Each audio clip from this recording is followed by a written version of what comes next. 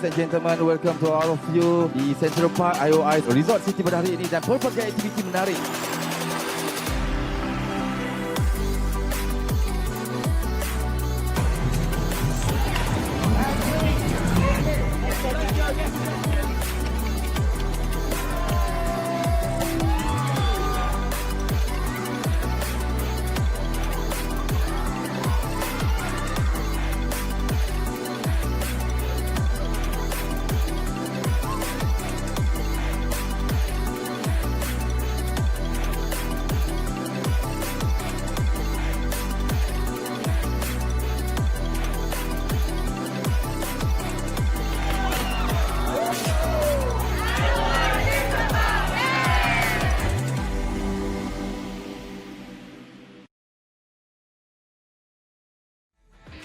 Salam sejahtera dan salam bahagia tuan-tuan dan puan-puan. Selamat pagi. A very good morning to our dear distinguished guests.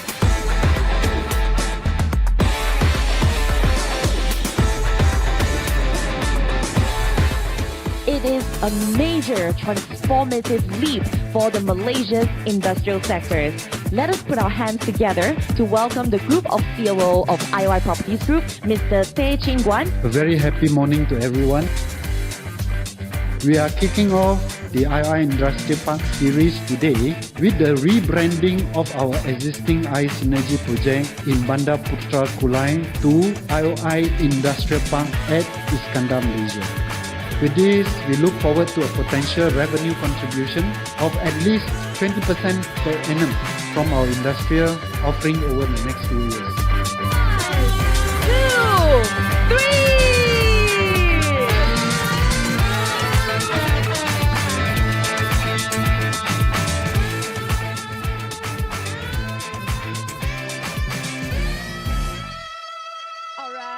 Get ready on 1, 2, 3.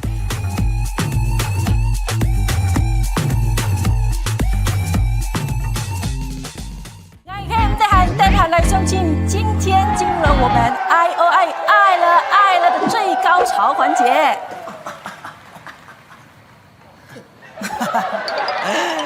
为爱转身，马上来进行心电感应。3号男嘉宾来说说看，我们的女嘉宾喜欢什么颜色？黄色。哇哦，答对了，恭喜恭喜！遠王記得作善和人條工作人用去，拉完下劇劇本啊！哦 ，amazing！ 馬上來進行最後一關深情告白，1句話的時間來贏得女嘉賓的芳心。305。哈？哇！實在是令人太感動了。竟然可以說出這麼感人的數字305，什麼來的？IOI，給你305，快來，折扣多到擋不住。咁抵啊！回扣滿滿，福利多多，一生小小就能得到大大的夢想屋。哇！愛了IOI ganjaran 305 Rumah impian bukan mimpi Insentif Jun kau subsidi Jangan lepas paling terima siapa cepat siapa dapat tawaran terhebat Dahsyat MOT Free Maintenance Free Furniture Free Solar panel Subsidi Zero entry IOI give away 305 Buy super nice With your money and never lie Kiss me Many project reward rebate bonus package let's celebrate IOI 305 305。I do。 305就是送你最好的礼物。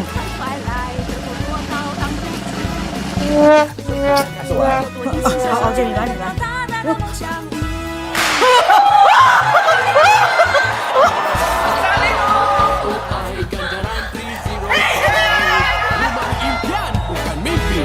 Insentif Jun kau subsidi Jangan lepas paling terima siapa cepat siapa dapat tawaran terhebat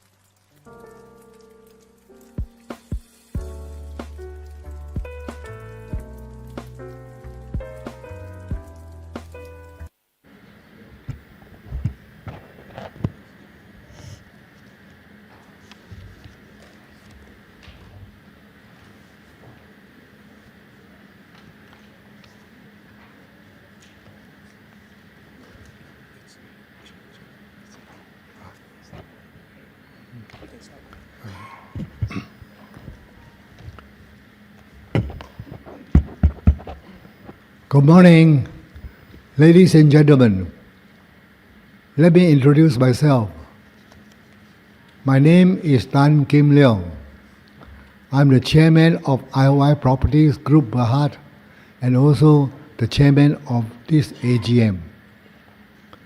On behalf of the board, I would like to welcome you to the 12th AGM of IOI Properties Group Berhad, which is held in compliance with Section 327 of the Companies Act 2016 and Article 1 and Article 60 of the Company's Constitution.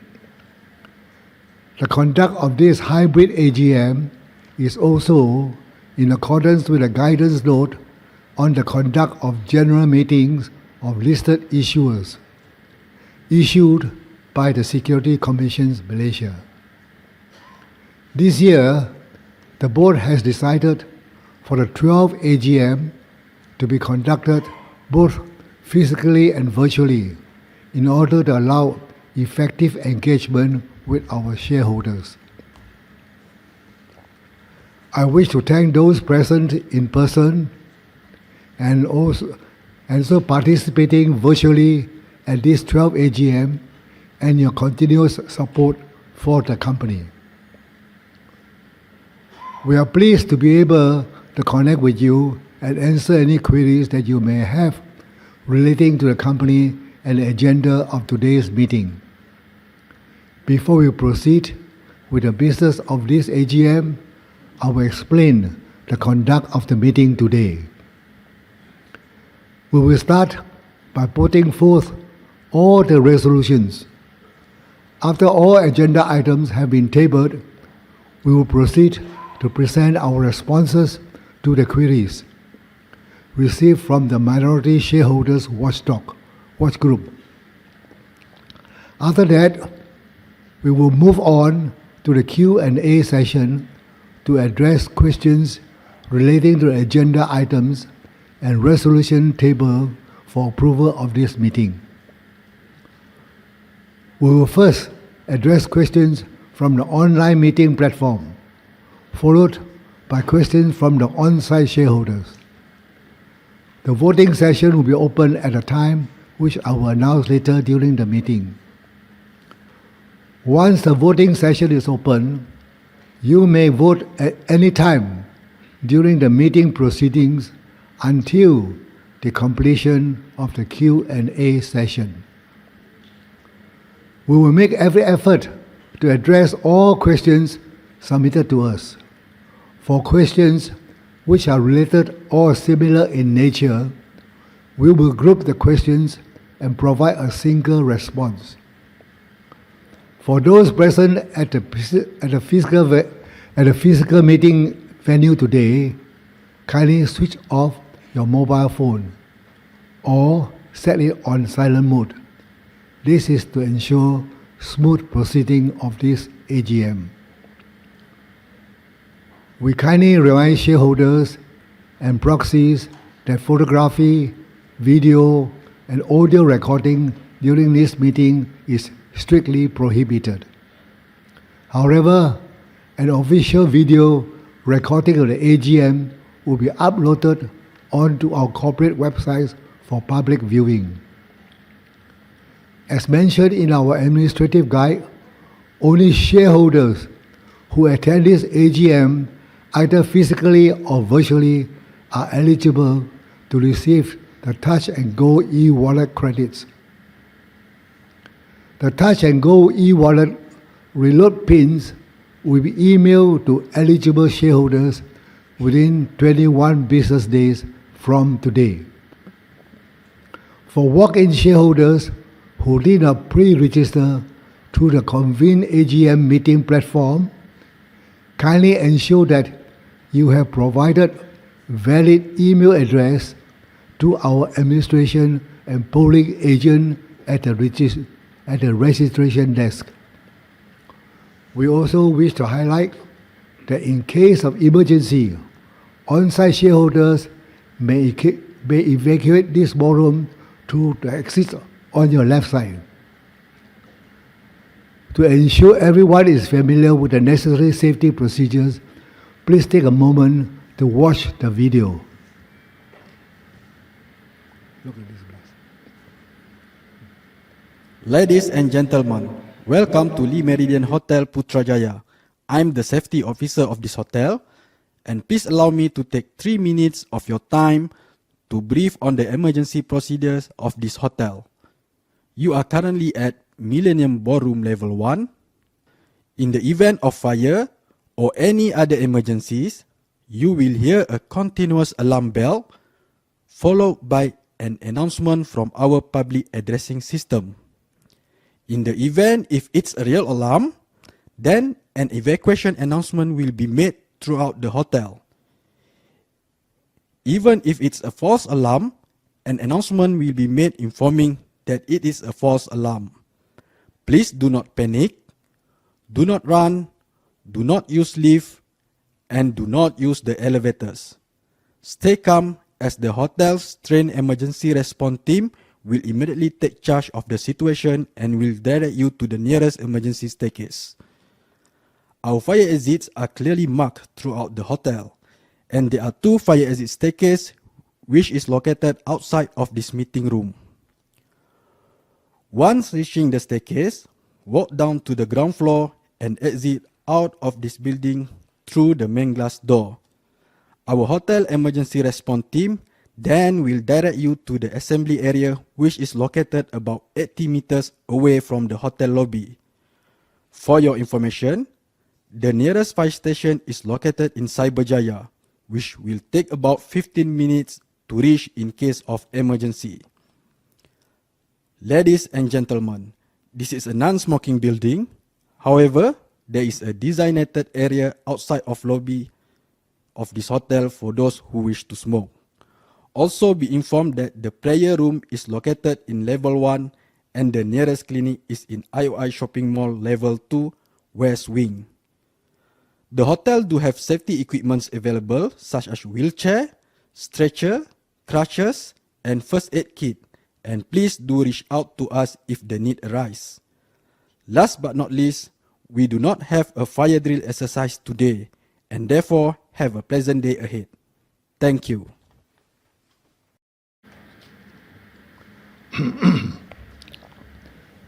Before proceeding with the agenda for today's meeting, let me introduce my fellow directors and members of the senior management in attendance today.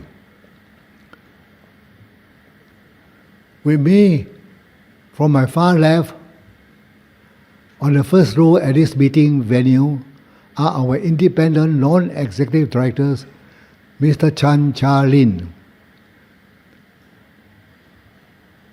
and Datin Jenny Lim Lai Ling and Miss Shirley Goh, followed by our non-independent non-executive director, Dr. Tan Kim Hyung. On my immediate left is our Group Chief Executive Officer, Mr. Lee Yao Sing. On my immediate right, we have our Company Secretary, Mr. Chi Ban Tak. And next to him is our non-independent, non-executive director, Dr. Lee Yao Cho. On my far right are our independent, non-executive directors, Dr. Tan Tian Tai and Miss Lee Ai Ling. On the second row, behind me, starting from my left, we have our Group Financial Controller, Miss Michelle Shen. Next to her is our Chief Financial Officer, Mr. Liao Wing Xiong. In the middle is our Chief Operating Officer, Property Investment, Mr. Chris Chong Vun Fui. And followed by our Group Chief Operating Officer, Property Development, Mr. Teh Jing Wan. And last but not least, our Chief Operating Officer, Property Development, Southern Region, Mr. Lim Bing Yen.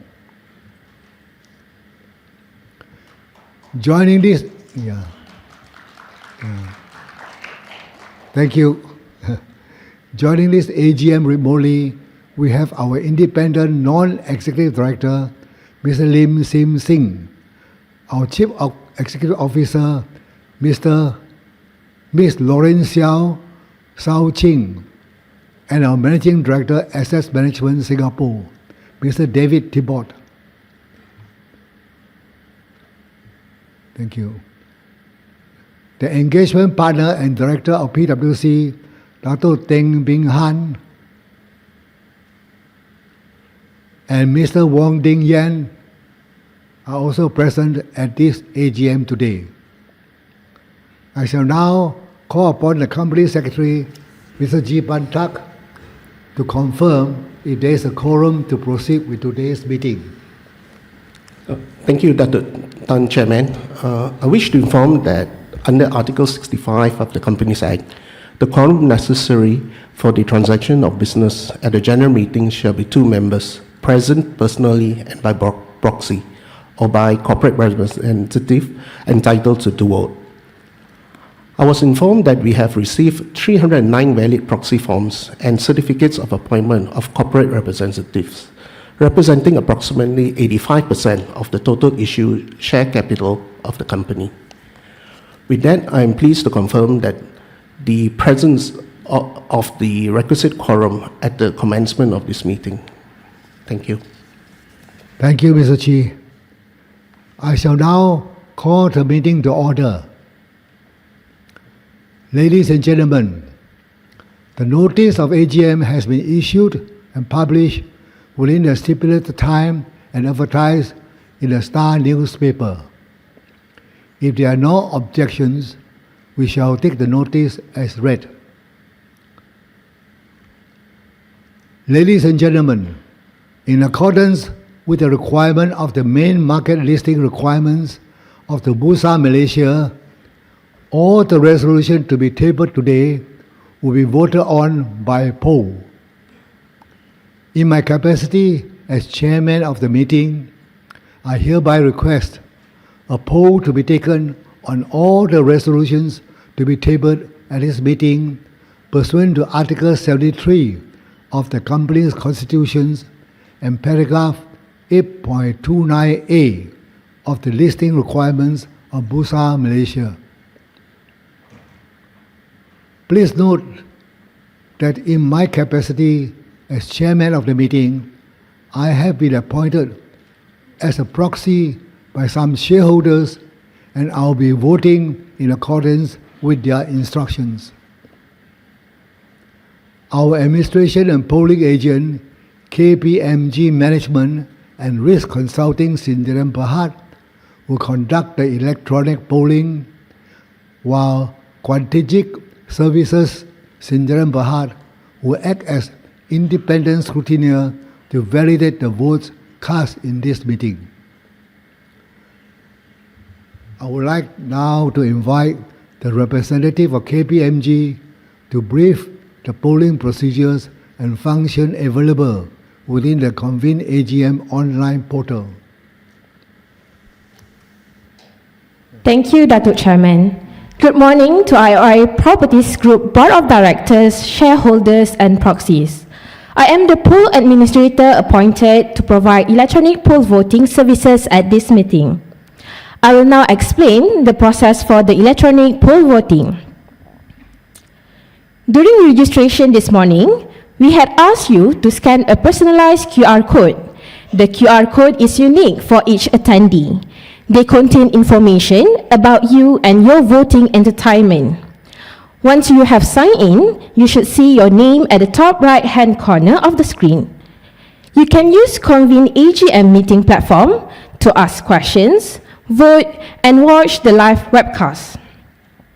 Do not play the live webcast if you are seated inside Millennium Ballroom 1. However, should you require to step out of the ballroom, you can click the live webcast to follow the AGM proceedings from outside. If you have accidentally closed the browser or unable to get back to the meeting platform, please head to the back of the hall near the exit and approach the help desk team for assistance. Alternatively, you can put up your hand and one of us will come to you. As soon as the poll opens, you should be able to see the voting options. There are 10 resolutions for voting. Make sure you receive a message showing voted successfully before moving to the next resolution. If you are representing multiple proxies, you may vote for each of them separately or cast all your votes on your selected option. You may change your vote at any time while the poll is open by simply clicking on the cancel button and resubmit your option. Once the poll has ended or after voting, you can log out from Convene AGM by clicking on your name at the top right-hand corner of the screen and select Sign Out.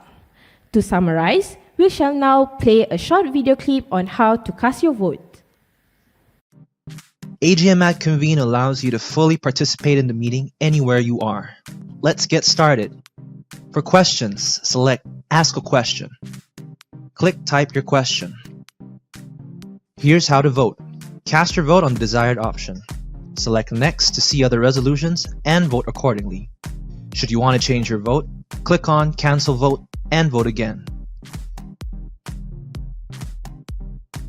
Need some extra help? Simply select Contact Support and chat with our help desk to talk to our friendly team.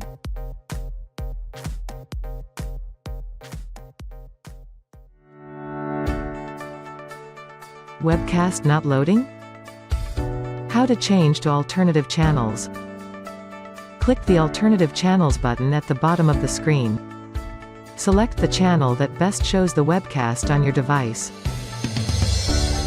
Wait for the alternative channel to load.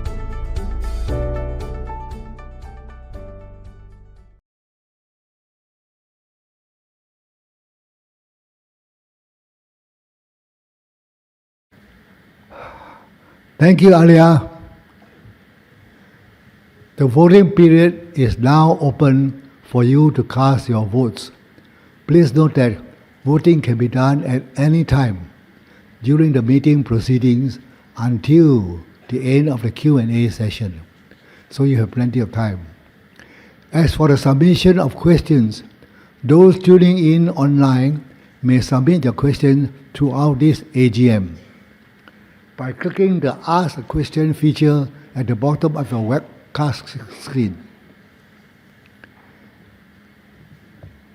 Questions can be submitted at any time until the announcement of the closure of Q&A session. Ladies and gentlemen, we will now present our group financial performance for the financial year ended 30th of June 2024. Allow me to invite our CFO, Mr. Liao Wing Seong, to conduct this presentation. Thank you, Dr. Chairman, and a very good morning to our Honorable IOI Properties Group Berhad, Chairman and members of the board, our Group Chief Executive Officer, and the senior management team of IOI Properties Group Berhad, esteemed shareholders, distinguished guests, and ladies and gentlemen. First of all, let me introduce myself. My name is Liao Wing Seong, and I am the newly appointed Chief Financial Officer. It is a pleasure, and my presentation today will cover the FY 2024 key financial performance and also the roadmap of our future growth.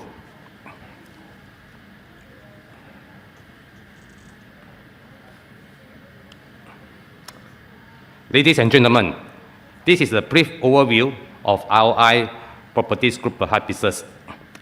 As most of you will be well informed, that IOI Properties Group Berhad is proud to be one of the largest property groups listed on the Bursa Malaysia, with the market capitalization of RM 12.55 billion as at 30th October 2024. Our three core business segments are property development, property investment, and hospitality and leisure, with operation in three countries, which is Malaysia, Singapore, and People's Republic of China.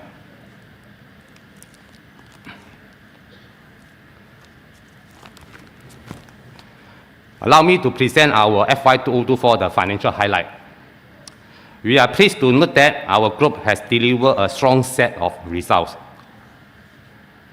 The revenue is up to 2.94 billion sales, which is an increase of 13% from the last year of 2.59 billion. Whereas the profit before tax also increased by 42% to 2.3 billion. And the profit after tax attributable to the shareholders was increased by 48% to 2.06 billion. And our core profit before tax was then at 843 million, which is about 2% lower as compared to the last year, 855.7 million. As usual, we also declared the dividend per share of 5 cents, which amounted to a 275 million payout on 1st November 2024. In terms of the balance sheet, there is a notable achievement for the year. Is the reduction of the completed inventory, the clearance of the inventory, which is reduced by 20% from the 2.4 billion to the 1.92 billion in FY 2024. Then the asset was grown by 8% to 46 billion. This is partly driven by the revaluation gain on the investment property of 1.9 billion in FY 2024. The cash balance is at RM 2.2 billion and the net gearing ratio at 0.7 times. The net asset per share was increased by 8% to RM 4.38 per share.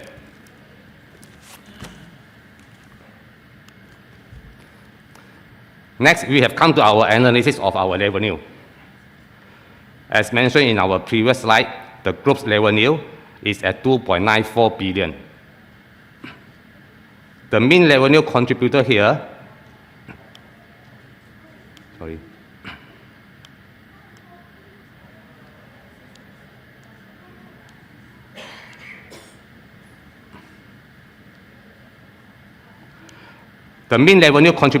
is still our property development segment, which is at 69%, amounting to 2.015 billion. Our property development section grew by 7% the year-on-year due to the land sales of 233 million in Johor. then followed by the property investment, which is contribute 22% to the group revenue, which is 646 million. There's a notable achievement of 32% growth year on year. And then this is largely due to the lease income generated from the IOI City Mall Phase 2, which began operation in August 2022, and partial lease commencement of IOI Center Boulevard Towers in Singapore. Then for the hospitality and the leisure, it contributes the remaining 9% of the group's revenue at 279 million.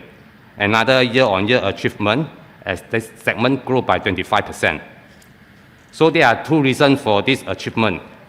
First is our 480 room, the Moxie Putrajaya, the first Moxie hotel in Southeast Asia, which is opened its door in February 2024.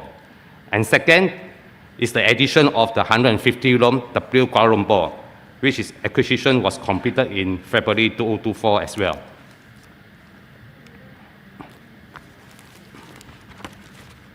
Now we look at the details of our profit before tax for the FY 2024. The group's profit before tax stands at 2.3 billion. There's an increase of 42% year on year.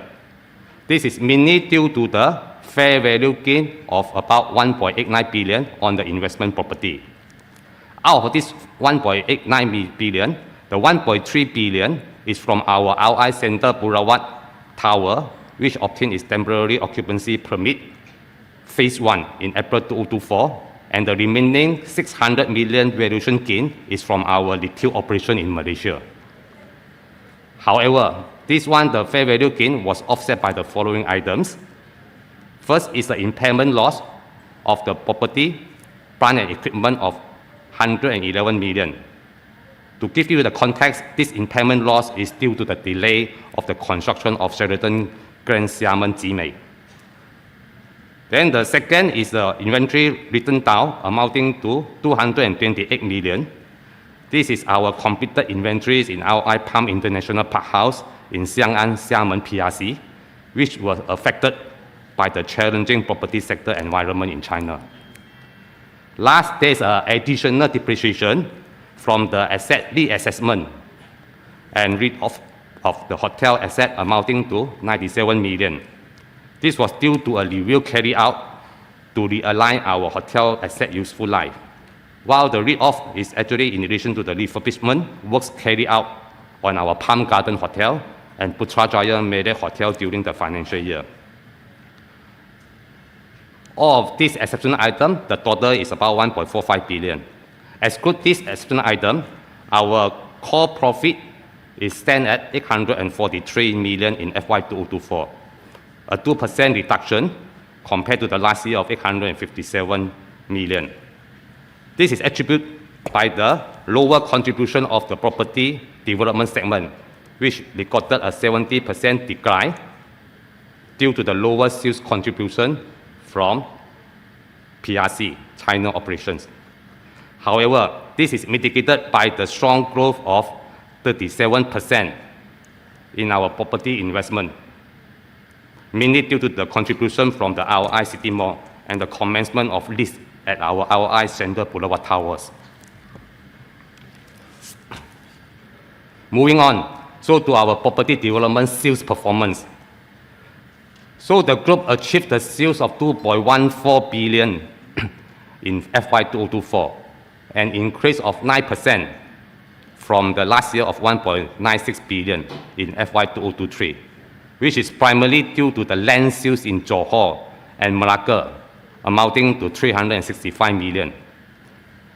Excluding the land sales, we will record a 1.78 billion in sales, a decline of 9%, which is due to the lower sales contribution from China.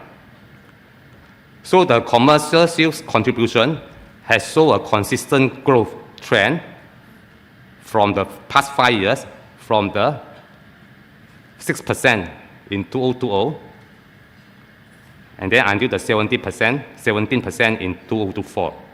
In 2024, the composition of sales contribution shows that the residence high-rise is 828 million, which is 39%. and then followed by the residency rented at 584 million. There is a 27% contribution. Then the last one is a commercial sales at 367 million, together with the land sale, respectively, both at about 17% contribution. So throughout the FY 2024, our sales performance was supported by a strong pipeline of the launches, which amounted to the estimated GDV of 4.49 billion, and then with the 5,555 units of property launch.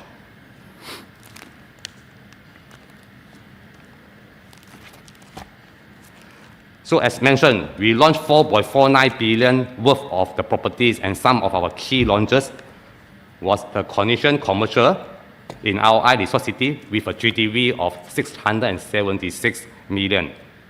Two Real Residence, the service apartment at Bandar Puteri Puchong with a GDV of 470 million. Kelatia service apartment at Bandar Puteri Pangi with a GDV of 372 million.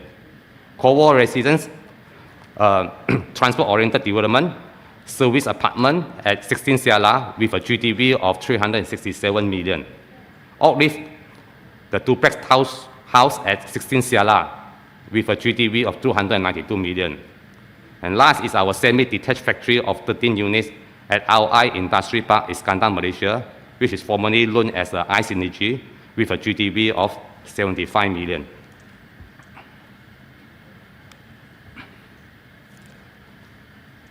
Ladies and gentlemen, one of our focus strategy in FY 2024 was to clear our completed stock. The group managed to reduce 20% of its completed inventory to 1.92 billion in FY 2024 as compared to 2.41 billion in FY 2023. And then this table actually shows the movement of this closing stock. So from the last year of the 2.41 billion, actually we managed to clear the stock of 584 million. So we reduced our inventory to the 1.83 billion. However, there is an additional of 317 million due to the reclassification of the Connection Commercial from the property investment, and reduced by another further 228 million for the inventories written down. So which brought the completed inventory closing at 1.9 billion.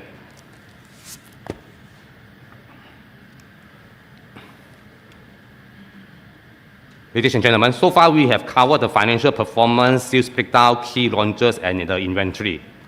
Now, actually, we move in this few slides. We will provide a snapshot for our three core pieces and the key event. So for the land bank, actually we have ample land bank for our future development. We have 22 ongoing developments and projects spanning across Malaysia, Singapore, and China.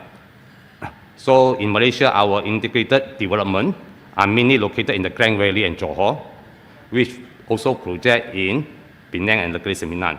While in Singapore, we have the highly anticipated Manila View. And over in China, we have our mixed development in Xiamen. So overall, the group has a remaining active land bank of 5,081 acres with an estimated GDV of 65.1 billion. And then we also have another 3,002 acres of the land bank which has no GDV attached because there is no development plan yet for this at the juncture. So in total, we have about 8,003 acres of the land bank remaining, which is quite substantial. This vast land bank over the years gives us a competitive advantage of comparative lower book value, and then which can translate into the lower development cost. So this ample land bank provides a business continuity to the group to carry out our future development and plans in the long run.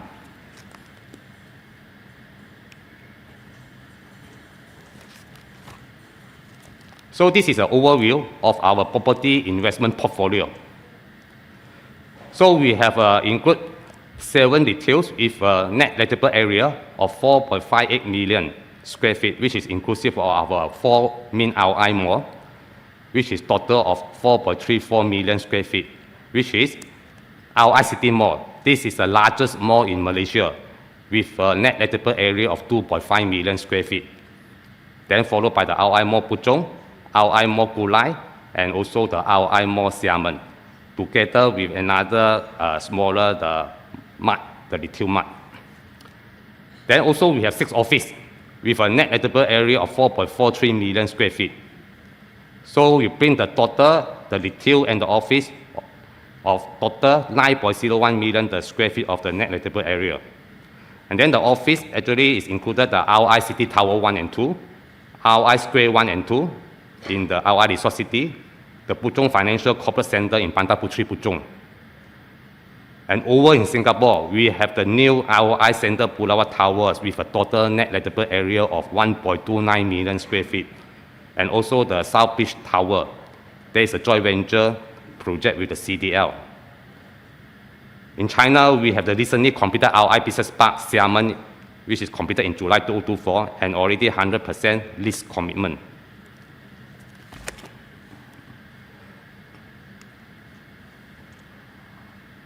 So move on to the hospitality and leisure.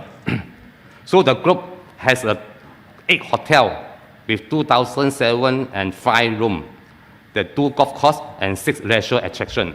So the 8 hotels are Palm Garden Hotel Putrajaya, Putrajaya Marriott, Lee Meridian Putrajaya, Moxie Putrajaya, 4 Points by Sheraton Puchong, W Kuala Lumpur, JW Marriott South Beach, this is a joint venture hotel, and also the new addition in July 2024, which is the Courtyard Marriott Penang. And then we also operate 2 18-hole golf courses, which is a IOI Palm Garden Golf Club in IOI Resort City, and IOI Palm Villa Golf and Country Club in Johor, Gulai. And in terms of leisure attraction, we have total of 6 attractions, which is the Ice Skate Ice Ring, District 21, IOI City Farm, IOI Sports Center. All these 4 are in the IOI City Mall. And then in IOI Mall Gulai, so the group also operates the Golden Screen Cinema, and in China, the D36, actually is an indoor adventure park. So all these attractions will enhance the appeal of our integrated township, boosting the footfalls in our mall and complements our overall property offerings.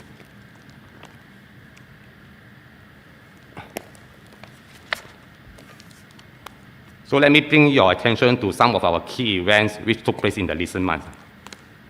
In July 2024, the group announced a series of asset acquisition with a total purchase consideration of 1.21 billion, which is included the Tropicana Garden Mall, then the 2 parcels of land measuring the 9.86 acres in Pantai Kot Langkawi, the W Kuala Lumpur Hotel, and also the Courtyard by Marriott Penang.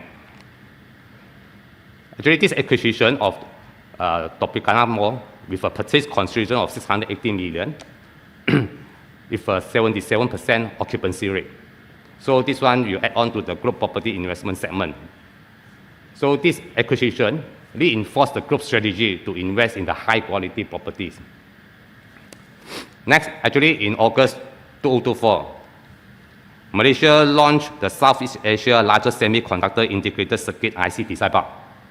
Our Puchong Financial Corporate Center was selected as a location to set up their office after considering various factors such as utility, connectivity, and amenities. Then in September 2024, the group introduced the IOI Industry Park series consisting of 3 industry parks. First is our current IOI Industry Park at the southern Johor, Iskandar, Malaysia, previously known as the Synergy, with an increase in the acreage from 507 to 1,107 acres.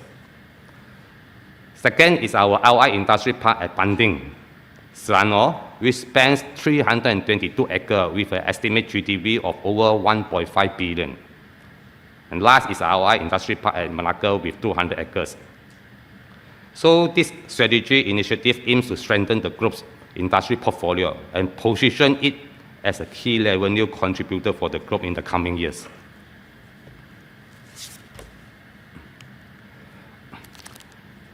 So with our past excellent achievement, so what is next? Moving forward, what is the key focus area and what is the roadmap? So in the property development section, actually our focus will be on the launching and the sales of the Marina View residence. And then for this Malaysia, we are shifting the focus toward the industry project to capitalize on the rising of demand. And at the same time, we will monetize to clear our completed inventories. And our vast land bank, we will try to optimize the utilization of the land bank and sustain our profit margin. For the property investment sector, we will focus to build up the occupancy rate for our IOI Center Boulevard Towers in Singapore. And in Malaysia, we will try to turn around of the Tropicana Garden Mall.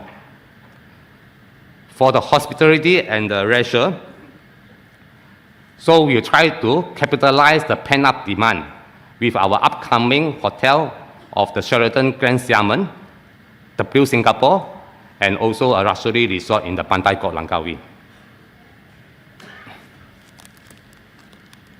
So this is a key upcoming project for the property development sector. First is a Singapore Marina View project with 683 units of the branded residence, which is target launch in the FY 2025. So it is a 51-story luxury skyscraper, so of the branded residence, comprised first to 5-bedroom units and 3 penthouses. And also we have signed the hotel management agreement with the Marriott International, so in December last year, 2023, to manage a 350-room W Singapore. So actually in this recent speech by the Prime Minister of the Singapore, Lawrence Wong, during the National Day Rally, he outlined the transformative vision of the Marina Bay to create a vibrant day to night and environment-friendly Marina Bay where people can live, work, and play. So the group will be well positioned to capitalize on this significant initiative with the Blue Residence and the Blue Singapore Marina View.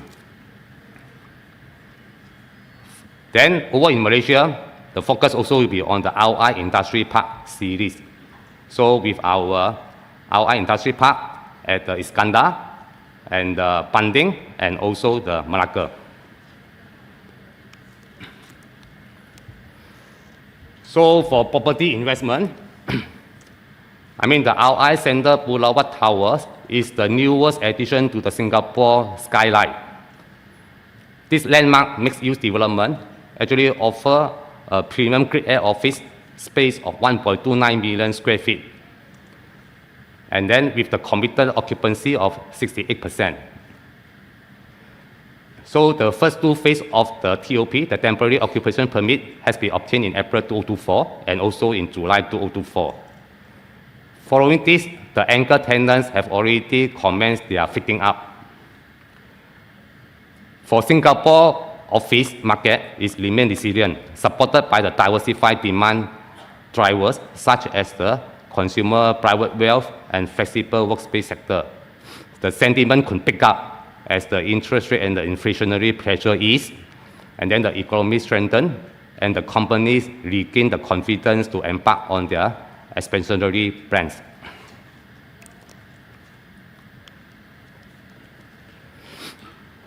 So over back to our home country in Malaysia. So the focus is on the acquisition of Tropicana Garden Mall. So the purchase consideration of the 680 million actually is a very good bargain purchase, which is 28% below their book value of 944 million. So the net lettable area of this mall is 1.05 million square feet and the occupancy rate is 77%. So we view this one as an opportunity because due to its excellent value proposition. And then the prime location, given its connectivity to the Sulian MRT station and proximity to the several mature townships such as the Kota Damansara, Sunway Damansara, Mutiaran Damansara, as well as the upcoming Guasa Damansara. So building on our experience and the track record with the success of the IOI City Mall and IOI Mall Puchong, we are confident in our ability to realize its potential through the integrating the successful business model of IOI Property Group's mall. So for the hotel, the hospitality and the leisure pipeline, So the upcoming hotel will be the Pantai Court, which is targeted to opening in 2028. And also in Singapore, our W Singapore Marina View, which is target opening also in 2028. And which is in China, our Sheraton Grand Xiamen, which is target to opening in the Q3 FY 2025, which is a calendar year 2025 in the first quarter.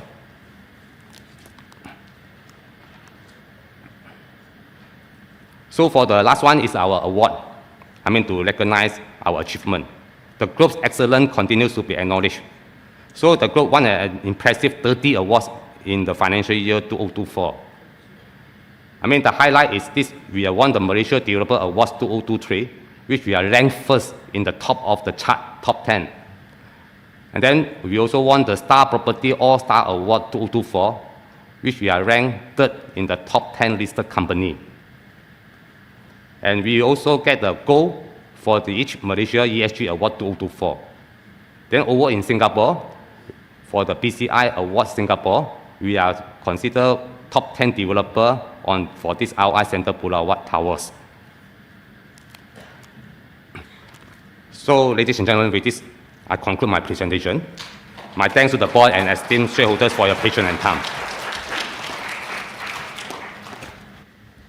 Thank you, Mr. Liao.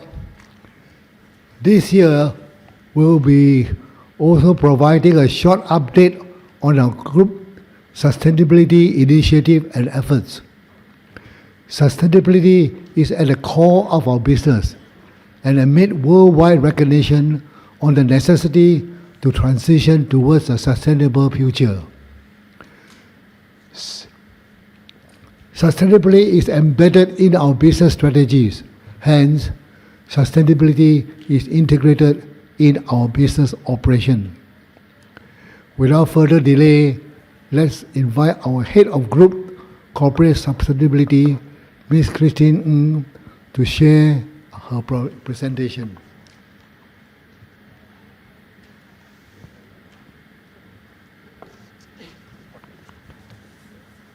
Thank you, Dr. Chairman.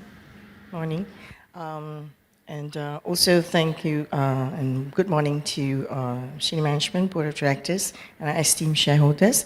I'm Christine Ng. I am the Head of Group Corporate Sustainability for IOI Properties Group. So today, allow me to share with you a brief presentation on the sustainability journey for the group, and the initiatives and key initiatives implemented for financial year 2024, as well as the milestones achieved. Yeah? So sustainability is not just a buzzword. Yeah? It is here to stay. Why? Because there is increased expectation from all spectrum of stakeholders for comparable, meaningful disclosures on how corporates or businesses manage their business risks and opportunities. And that's to grow the business in a very resilient manner. Okay. As mentioned just now by Dr. Chairman, yeah, sustainability is at the core of our business. It is actually woven intricately in the fabric of our corporate strategies, our business strategies. Now, this is, of course, in line with evolving sustainability, global sustainability trends, and where there is an increased expectations from stakeholders, as well as regulatory compliance. So here in IOI Properties Group, we look at, basically it's underpinned by our sustainability policy, our vision, mission, and core values. Now here we are not just looking at regulatory compliance, we are looking at creating value and how we deliver that value across our network of stakeholders. That includes yourself, shareholders, our very own employees, our customers, the communities we serve, and also the business partners, associates we have in our supply chain. Now, how do we deliver that value? This is via our unwavering commitment, focusing on delivering towards achieving our 4 sustainability goals. All right. They are the delivering excellence, caring for the environment, creating value for our employees, and developing sustainable communities. Now, to achieve these goals, basically, we have a focus also on the material matters, the matters that are material to the business. And we have 15 here: corporate governance and anti-corruption, policies and compliance, economic performance, customer satisfaction, branding, supply chain management, technology and innovation, land bank, climate change, water consumption, waste and effluent, material consumption, biodiversity, employee management, health, safety, and well-being, as well as, very important to us, community development, especially in our business. And of course, we are guided by our IOI Sustain Roadmap, and with 12 strategies, okay? So we are guided by that.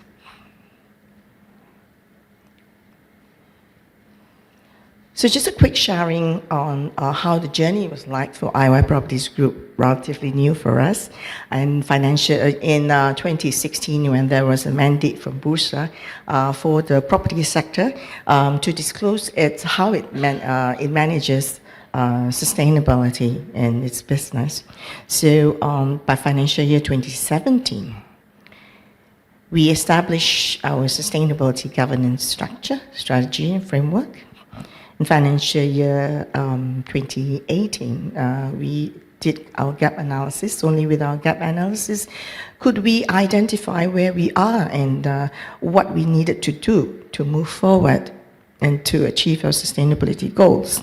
And financial year 2019, we expanded reporting scope beyond the Klang Valley. In financial year 20, we reassess our maturity as material matters.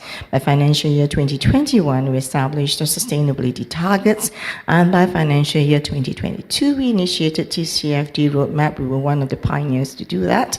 And in financial year 2023, we established our IOI Sustain Roadmap. And by financial year 2024, we started implementing that IOI Sustain Roadmap. This roadmap, we will officially launch it next week.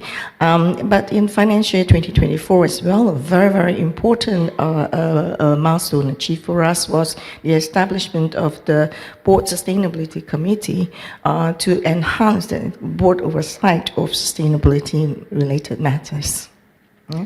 Of course, we know, and the cliche, Rome wasn't built in a day, and it's very, very applicable here. In terms of sustainability, it cannot be done overnight, cannot be done in a day, and it cannot be done alone. And this is the journey that we've had, and there is a long journey ahead, of course, that we will take we will do what it takes to take us down that road. Yeah. And as you can see, we have, of course, made reference to GRI. We support sustainable UN SDGs. We have been rated very highly by FTSE Russell. We've done integrated reporting with sustainability disclosures.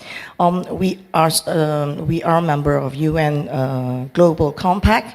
And also, we've been rated by ESG rating agencies such as MSCI, Morgan Stanley. We have actually already implemented our TCFD disclosures, and we have been preparing for the past more than a year for reporting expectations in terms of IFRS and actually now NSRF as actually announced by the Ministry of Finance in September recently. So we have been, of course, acknowledged for the initiatives and the efforts that we've put in. And as you can see, the awards is an acknowledgement of that. We have won the Edge Malaysia ESG Awards 2023 for 2 consecutive years. For this year, 2024, we won also Gold Award for property sector. Okay. And we have also won the UN Global Compact Network Forward Faster Awards for ESG. 2 awards particularly, Pioneer Sustainability Development Action recognitions for the pilot project that we've done for GEMS residences in IOI Resort City, where we try to identify the upfront carbon, embodied carbon of this project. And as well as SDG reporting disclosure recognition for SDG 7, SDG 11, 12, 13, 15. And this has to do with building sustainable communities, responsible consumption, climate action, and so forth. Yeah? We have also won the Australasian Reporting Awards recently for 2024. We won the Bronze Award for Sustainability Reporting. And we really humbly receive these awards and hope that there are more awards to come to acknowledge the work that's been done in terms of sustainability in IOI Properties Group. So some of the ESG ratings that we received is also a testament of how we have actually evolved in this journey. As you can see here, we have been rated, our band of 1 to 5, we've been rated by FTSE Russell 4.1 as at June 2024, with full marks for governance as well. We've been rated by MSCI. We started off just BB. Today we are rated AA. And in the recent recent ESG award, where they are actually referred to the Bursa Malaysia ESG grading brand by FTSE Russell. As you can see, in terms of the property sector, they have actually rated 96 companies of the 779, that's from the property sector. And the average score for this is actually 2 out of 5. The highest score so far would be the 3.7 or higher. Ours is actually 4.1. So basically for IOI Properties Group under the property sector, we are one of the top 2, I would say the highest at 4.1 for the entire property sector out of 96 that's been assessed. And out of 55 that's been assessed at 3.7 points or higher. What are the sustainability initiatives that we've so far implemented in financial year 2024? Aligned with our IOI Sustain Roadmap, aligned with our focus on achieving the sustainability goal of caring for the environment, minimizing our impact on the environment. Of course, we have commissioned solar panels, PV systems, at a few of our assets, IOI Mall Kulai, IOI Galleria at 16 Sierra, just 8 minutes away from here, and Amigo Clubhouse also at 16 Sierra. Do make a visit. We have quite a lot of interesting activities there. IOI Galleria at Bandar Putra Kulai in Johor, and also Sierra Fresco, where you can find almost anything you want to eat there, I suppose, at 16 Sierra. So with this rated capacity and this carbon emissions avoided as listed. And also last year, as we conducted, as I mentioned just now, last year we conducted an embodied carbon assessment for GEMS residences located here in IOI Resort City. This financial year, we conducted embodied carbon assessment for Marvella. Marvella is located in Johor, where we assessed the upfront carbon footprint to benchmark for future landed residential developments, where we can identify what are the highest carbon emitters in terms of materials. We've identified steel, cement, and concrete, and so we can identify some alternative lower carbon intensive materials for our future projects. We've also completed this. IOI Central Boulevard Towers in Singapore, it's BCA Green Mark Platinum, exemplary environmental design and adoption of green building technology. They've also won the they've also been assessed for WISE score, and they've achieved platinum for this.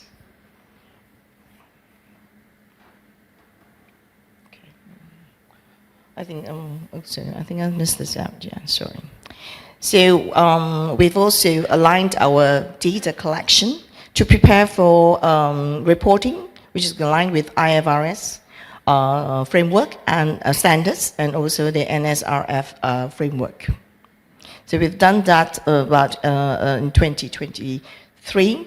And so this reporting will impact us in 2025.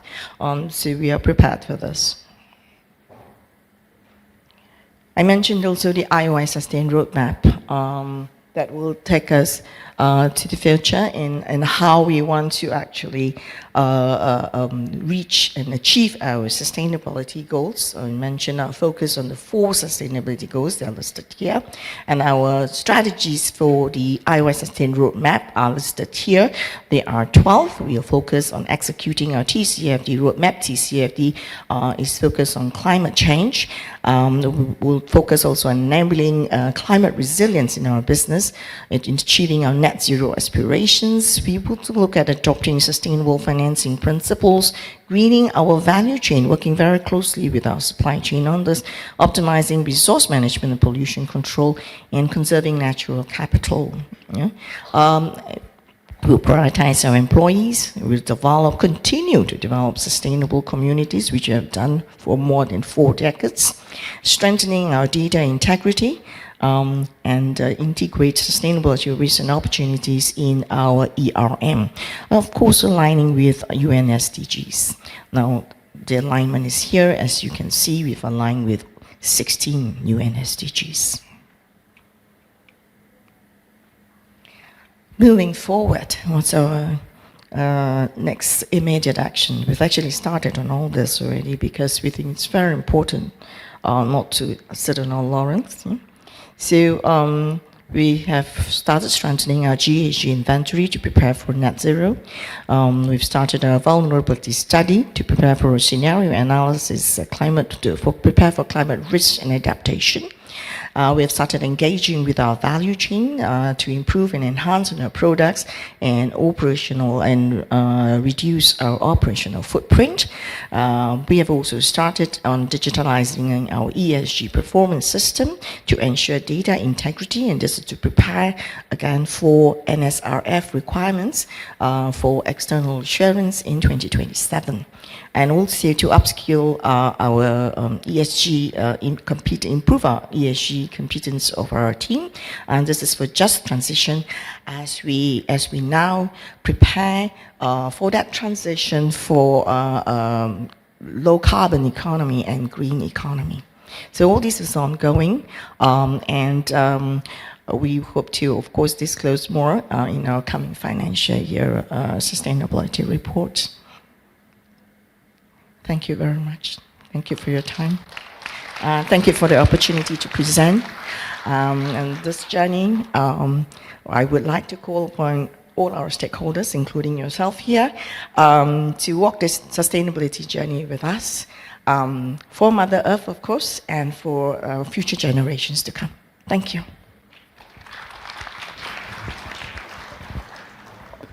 Thank you, Christine. Ladies and gentlemen, let us now proceed with the agenda for today's AGM. The first item of the AGM is to receive the audited financial statements for the financial year ended 30th June 2024 and the reports of the directors and auditors thereon.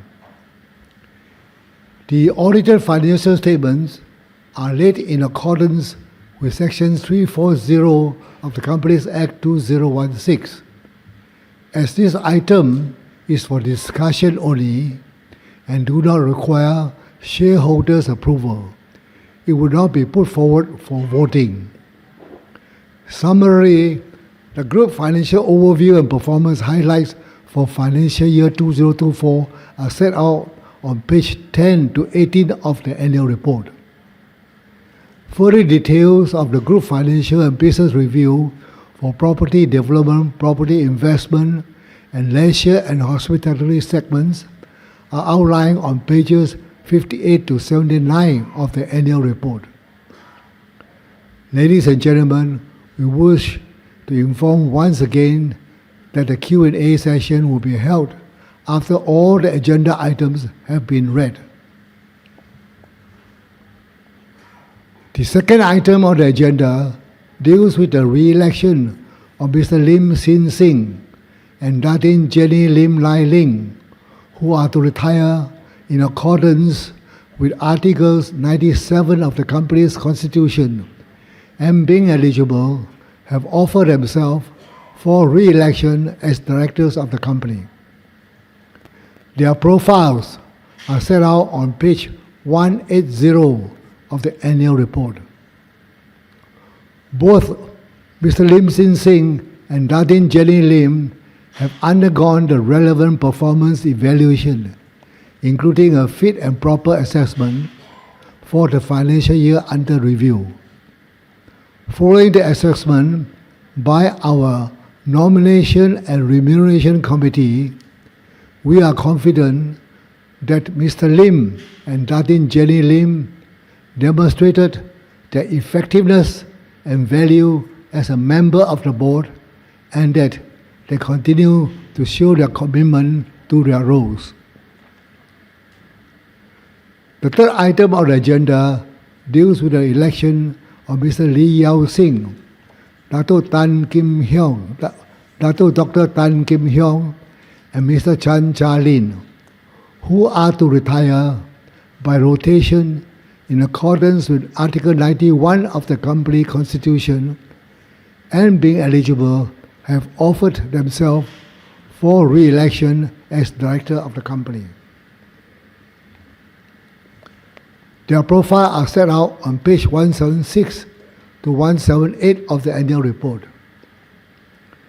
Similarly, Mr. Lee Yao Sing, Dato Dr. Tan Kim Hyong, and Mr. Chan Cha Lin have also undergone the relevant performance evaluation, including a fit and proper assessment for the financial year under review. Based on the assessment by our Nomination and Remuneration Committee, we are confident that all the retiring directors have demonstrated their effectiveness and value as a member of the board, and they will continue to bring benefits to the company based on the wealth of experience and skills. The fourth item on the agenda is to approve the payment of directors' fees, inclusive of board committee fees, of ringgit 658,197 for the financial year ended 30th June 2024. For shareholders' information, the shareholder mandate had been sought at last year's AGM, approving directors' fees for financial year 2024 totaling 1.36 million. Both Nomination and Remuneration Committee and the board have reviewed the directors' fees, taking into account fees level and the trend for similar position in the market, as well as boardroom diversity and time commitment required from the directors.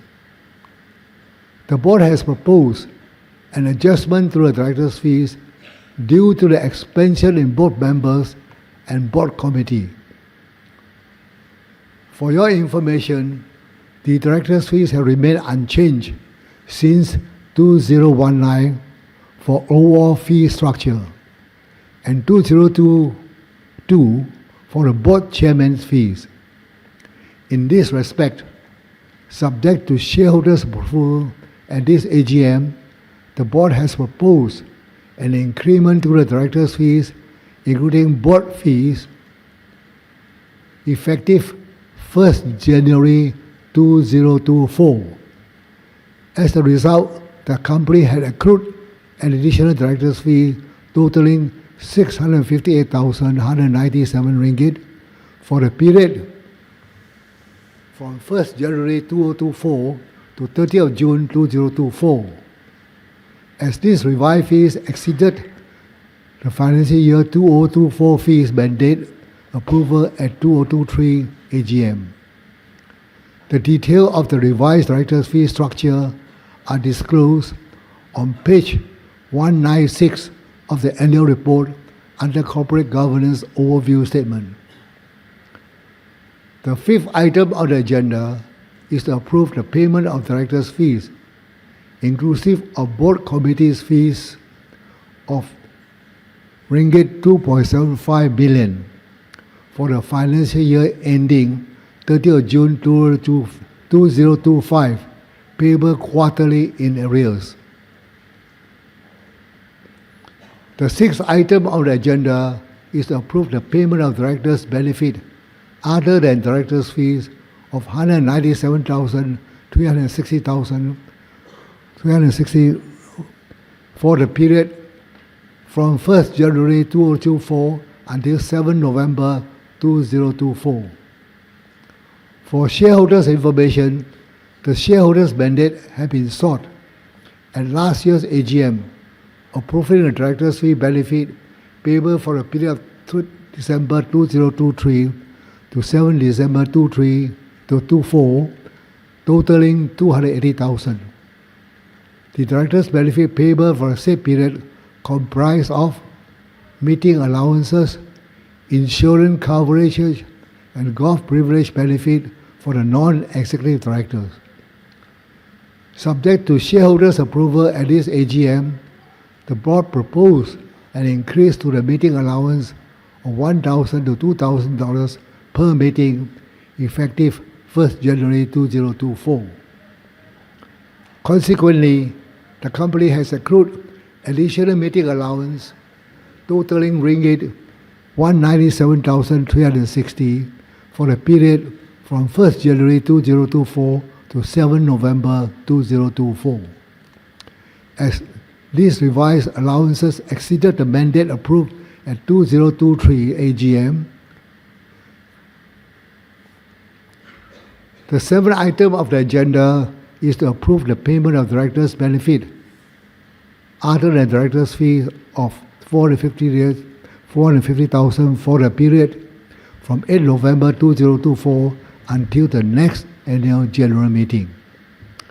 The increase in quantum for the proposed directors' benefit is mainly to cater for the increase in meeting allowances per directors per meeting. The meeting allowance is based on the expected frequency of meeting in 2024, consisting of 60% of the total benefits.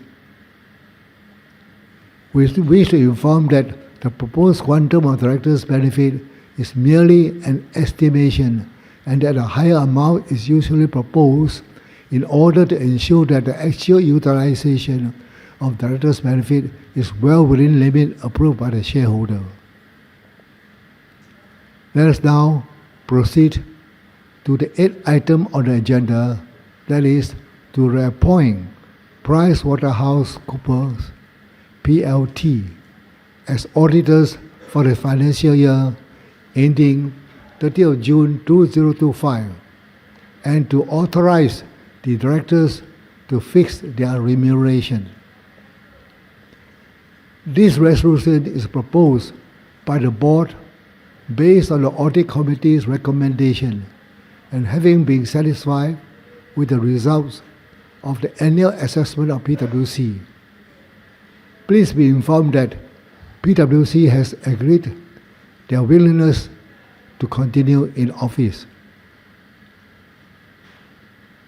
Item 9 of the agenda is to transact any other business on which due notice shall have been given.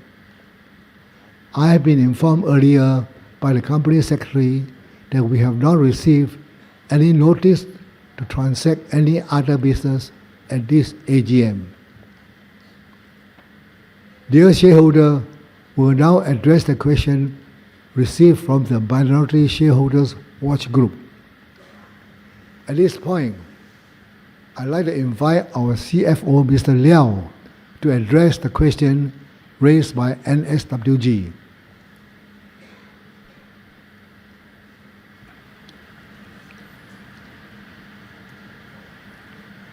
Thank you, Dr. Chairman. So I will go through these MSWG questions and also our correspondent responses. Question 1.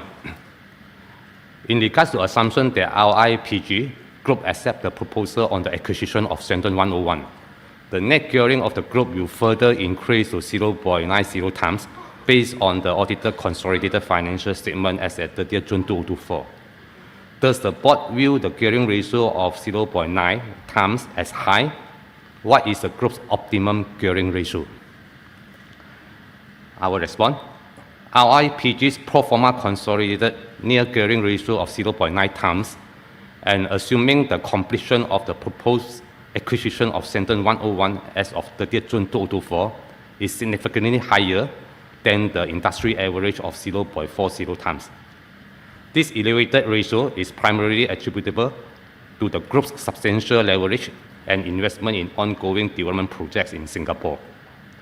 The board actively monitors RIPG's gearing ratio to strike an optimal balance between the supporting growth and maintaining the financial stability. The board is committed to keeping the gearing at prudent levels, ensuring financial flexibility and the creation of long-term value. B. If gearing is a concern, why did the board not consider other methods of funding the acquisition of Shenzhen 101, amongst others, via a combination of perpetual bond, rights issue, or private placement? I will respond. The decision not to proceed with the acquisition of Shenzhen 101 was concluded after a comprehensive evaluation process that carefully considered all aspects of the proposal, including potential alternative funding structures. Next, together with aspirations to create value for stakeholders, the group focus will be to further expand its presence in the location it operates in, especially Singapore, as the group's operation there will be a catalyst of change for the group in setting a new angle of revenue generators, the page 57 of the annual report. How does the board reconcile with the above-mentioned statement, as the board views the acceptance of the proposal would not be in the best interest of the company, after taking into consideration the significant existing exposure of the RIPG Group to the Singapore property market arising from the RIPG Group's project in the Singapore CBD? Our response: the board has thoroughly evaluated the proposal and determined that its acceptance is not in the best interest of the company in this juncture. This conclusion was based on a comprehensive assessment of various factors, including the group's already significant exposure to the Singapore property market, particularly through its project in the Singapore CBD. And the number two is the ongoing capital commitment of the group. However, the management rights over Shenzhen, secured under the management service agreement, represent a valuable strategic opportunity for RIPG. This arrangement allows the group to establish a new revenue stream by managing a Grade A building in the CBD without the burden of significant property holding costs, capital expenditure, or added gearing. Furthermore, the agreement grants RIPG a right of first refusal for any future sale or partnership involving Shenzhen 101, positioning the group for a potential acquisition in the future.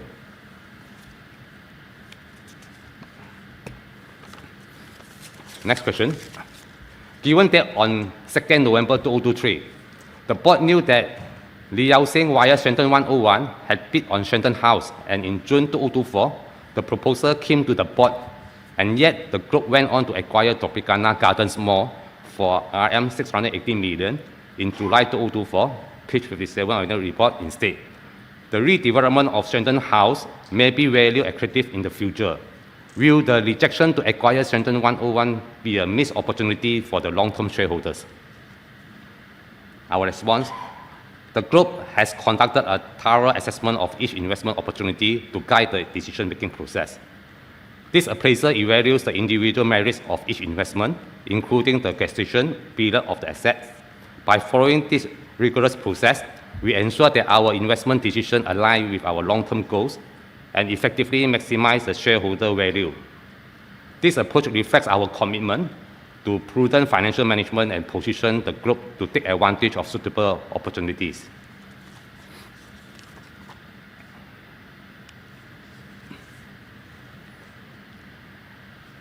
Question 2 is on the return. What is the return on the investment and payback period for the above-mentioned property of WKL, Courtyard by Marriott Penang, 2 parcels of land located in the Pantai Kok and the Tropicana Garden Mall? Our answer: the estimated return on the investment and payback period of the respective asset. For the WKL Hotel, the estimated ROI is in the range of 8% to 12%, whereas for Courtyard Hotel is 5% to 6%, Pantai Kok Langkawi is 6% to 9%, and Tropicana Garden Mall is 4% to 9%. And the estimated payback period in terms of the years for the WKL Hotel is 13 years, Courtyard Hotel is 21 years, Pantai Kok Langkawi is 14 years, and Tropicana Gardens Mall is 17 years.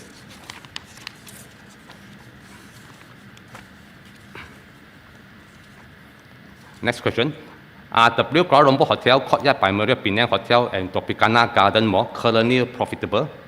How will it impact the group's financial performance in the financial year ending 2025? Our response: based on the latest audited financial performance results, WKL Hotel, Courtyard by Marriott, and Tropicana Garden Mall are currently operating at a profit. The group anticipates that these 3 new assets will contribute positively to both the group's revenue and operating profit for the financial year ending 30th June 2025.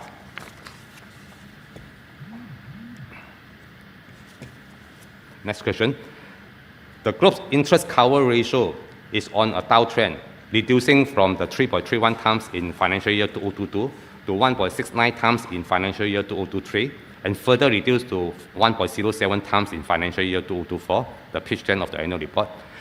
In financial year 2024, the group obtained approval from the lenders to waive the interest cover ratio covenant until financial year 2025 and has reinstated these borrowings to its original repayment profit of more than 12 months.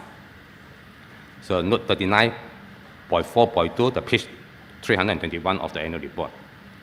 Upon the completion of the property acquisition, assuming the total purchase consideration of the property acquisition of approximately Rm 1.21 billion is funded entirely via the bank borrowings, how will it impact the above-mentioned covenant post-FY 2025? Our response: the downward trend in the interest cover ratio in the past years is primarily attributed to the unanticipated interest rate hikes. The group expects an improvement in this ratio for the financial year ending 30th June 2025, driven largely by the operating profit contribution from our Singapore developments, particularly the leasing income from IOI Centre Boulevard and also the unit sales from W Residence at Marina View. Additionally, we anticipate a reduction in the interest rate for our floating rate borrowings in Singapore, following a potential cut by the Federal Reserve.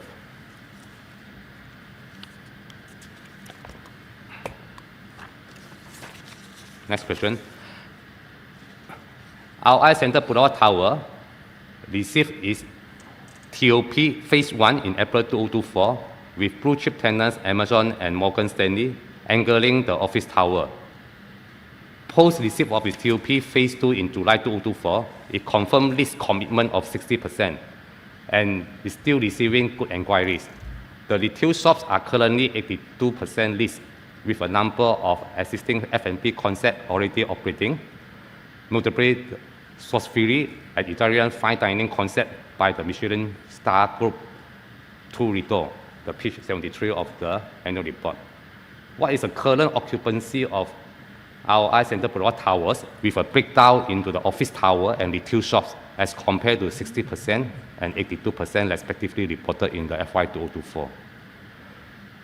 Our answer, the latest committed occupancy rate as of 31st October 2024 for the office tower and retail shops stand at 67.9% and 88.7% respectively.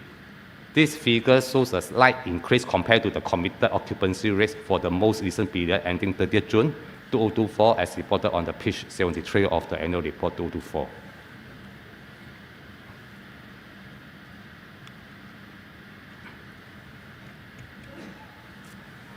What was the lease income generated by IOI Center Pulau Towers in FY 2024 and the estimated percentage of lease income generated by ICPT to be contributed to the group for financial year ending 2025? Our response, the lease income generated by ICPT in FY 2024 amounted to approximately RM 40 million, equivalent to Sing dollar 11.5 million. For FY 2025, the projected lease income is expected to exceed RM 200 million, driven by the full-year lease income recognition.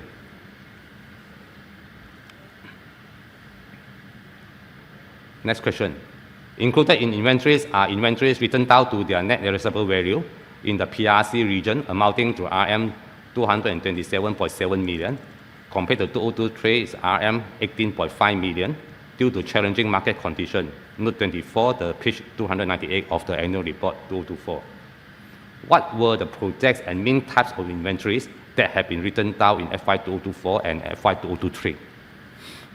Our response, the inventories written down to net realizable value in the PRC for both financial years pertain to the unsold residential units, mainly the high-rise development, and commercial units, retail and Soho, in our IOI Park International Park Home.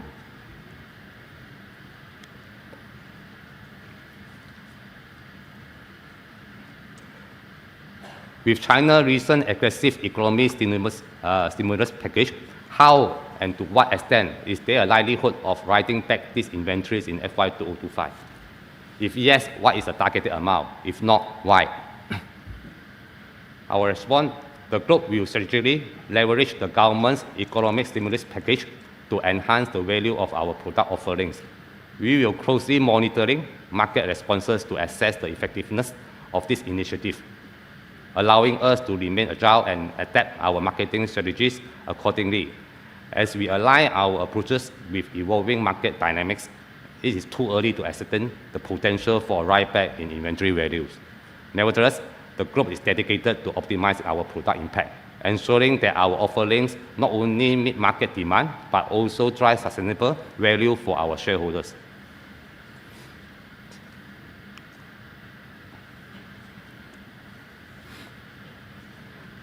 Next question. RMB 36.7 million. In 2023, RMB 36.7 million, equivalent to approximately RM 23.7 million. In 2023, RM 23.6 million, held under the current account, and RMB 8.3 million. In 2023, RMB also 8.3 million, equivalent to approximately RM 5.4 million, and 2023 also RM 5.4 million, held under the Housing Developers Project Account Rules, Fujian Province, Administration of Pre-Sale of Commodity Premises Regulation, revised, are subject to liens pending disputes resolution. Subsequent to the financial year end 2024, the bank balance subject to liens increased to RMB 74.2 million, equivalent to approximately RM 48 million. Note 29, page 303 of the annual report 2024. Please explain how the disputes with Fujian Province Administration of Pre-Sale of Commodity Premises Regulation came about and whether the group has anticipated such a dispute. Our answer, the bank balance subject to lien is related to a legal dispute over loss and expenses claimed by the main contractor for our development in China. The group did not anticipate these disputes as the contractor's claim for the loss and expense fall outside the contractual terms.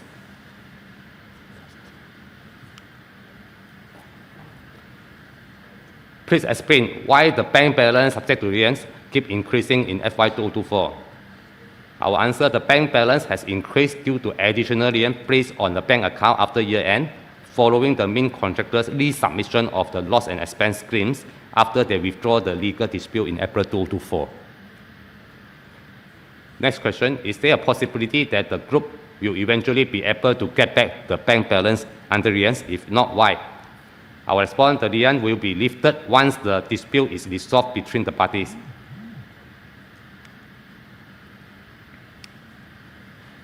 Next question, will the dispute discourage the group from further investing in People's Republic of China? If not, why? Our answer, the ongoing legal dispute with the main contractor does not deter the group from pursuing additional investment opportunities in China. We recognize that such disputes are inherent business risks that can arise regardless of our geographical presence. Similar risks may exist in any market where we operate. Next question. In FY 2024, the group observed a notable shift in its carbon emission performance.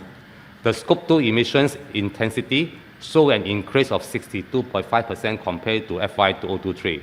This increase is attributed to the Green Electricity Tariff (GET) subscription termination for IOI City Mall due to the steep hike in GET rate of Rm 0.037 kWh to Rm 0.218 kWh. However, the group endeavored to increase the rooftop solar panels coverage of owned and managed properties, which increased the renewable energy generation. Page 125 of the annual report. In our City Mall, the completion of the new rooftop solar panels for Phase 2 expected to be fully operational by the first half of FY 2025. We will further boost solar energy production and improve the mall's carbon performance. The page 126 of the annual report, how much carbon emission will be avoided upon the Phase 2 become fully operational? Our answer, our City Mall Phase 2 expected total solar energy generation is 326.79 kWh per year, with an emission avoidance of total carbon dioxide content of 4,059.34 a year. Therefore, the overall combined emission avoided at our City Mall, include both Phase 1 and Phase 2, will amount to total carbon dioxide content of 7,417.4 per year. Next question, can the new rooftop solar panels under Phase 2 offset the steep increase in the Scope 2 emission in FY 2024? Our answer, no. The new rooftop solar panels under our City Mall Phase 2 would not be sufficient to offset the steep increase in the Scope 2 emission in FY 2024.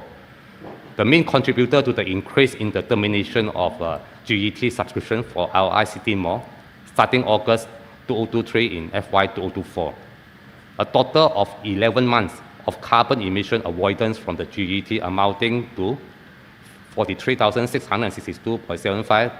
The total carbon dioxide content is no longer available in FY 2024 as compared to FY 2023. The RI City Mall Phase 2 solar panels projected avoidance of 4,059.34 TCO2 per year and combined with the RI City Mall Phase 1 emission avoided will bring the total emission avoided to 7,417.4 TCO2 per year, which is only 16.99% of the 11 months GET carbon emission avoided.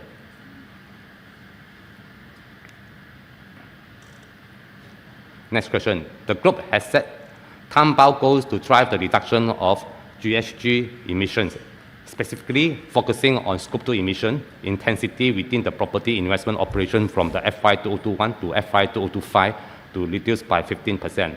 Page 124 of annual report. With the group's Scope 2 emissions intensity increased by 62.5% in FY 2024, will the group still be able to achieve the target reduction of 15% from FY 2021 to FY 2025? Our answer, despite the year-on-year increase in the Scope 2 carbon emission of 62.5% in FY 2024 from the FY 2023, the group Scope 2 emission reduction for property investment, hospitality and leisure segment is still on track. The group's property investment, hospitality and leisure segment has achieved 20.3% reduction in the Scope 2 emission compared to the baseline year of FY 2020, the page 124 of annual report. This has exceeded the 15% reduction target due in FY 2025. Nevertheless, the group is not being complacent and strives to increase its solar panel coverage for its owned and managed properties. This will aid in further Scope 2 carbon emissions avoidance for the group.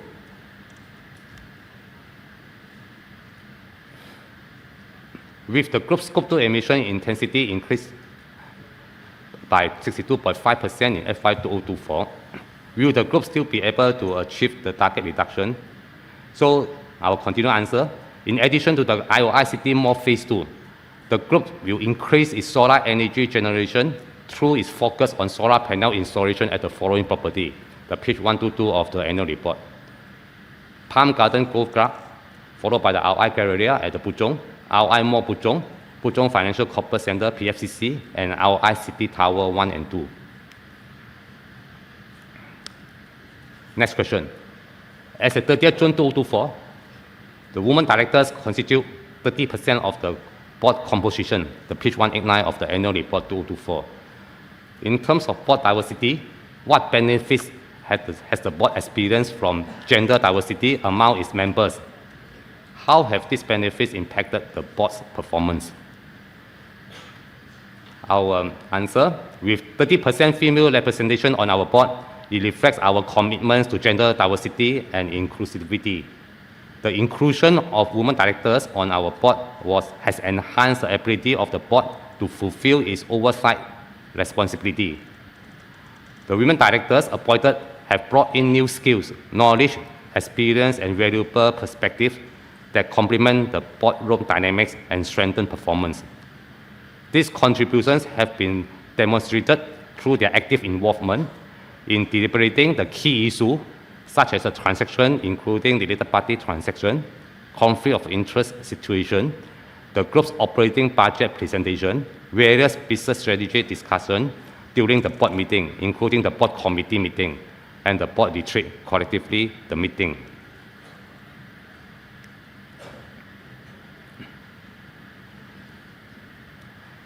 The benefits of gender diversity have, among others, impacted the board performance in the following manner. Number one, the independent elements, diverse viewpoints, skill sets, and experiences of the women director foster a balanced and comprehensive approach to decision making. This diversity also promotes objective and independent deliberations and enhances our board's ability to assess risks and opportunities, leading to more informed and strategic decisions during the meetings. And also, our women directors often demonstrate meticulous attention to detail and a structured, process-oriented approach within the board of committee that sit in, and thus improve the quality of the board deliberations. Their ability to critically challenge the management or issue presented have also elevated governance standards, reinforcing accountability and enhancing the group's transparency and integrity. Thank you.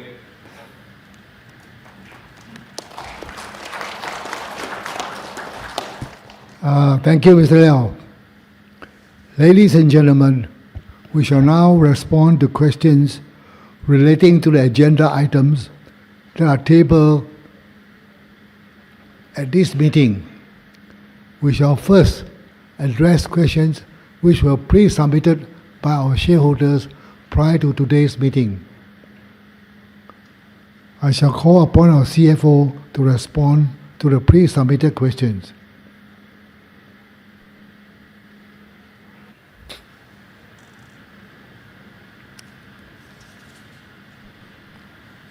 Okay, the first question from the shareholder Randolph Dian. Amid current global economic volatility and uncertainties in the real estate market, how does IOI Property Group ensure its financial stability, particularly in terms of the debt management and capital expenditure? Does the company have a clear strategy to mitigate risk of potential market contractions or rising capital costs while still maintaining business growth and shareholder returns? So our answer, our group maintains a robust financial position with a solid cash balance exceeding RM 2 billion. We exercise vigilance and diligence in managing the operating cash flow, debt maturity profiles, and funding availability to ensure alignment with our overall debt obligations. Additionally, the group has access to undrawn credit facilities amounting to RM 12.09 billion, which provides essential funding for our development projects in Singapore, and serve as a liquidity buffer when needed. We anticipate that cash flow contribution from listing of IOI Center Boulevard and unit sales at Marina View starting in FY 2025 will strategically optimize our capital structure by reducing our dependency on the borrowings and minimizing our overall cost of capital.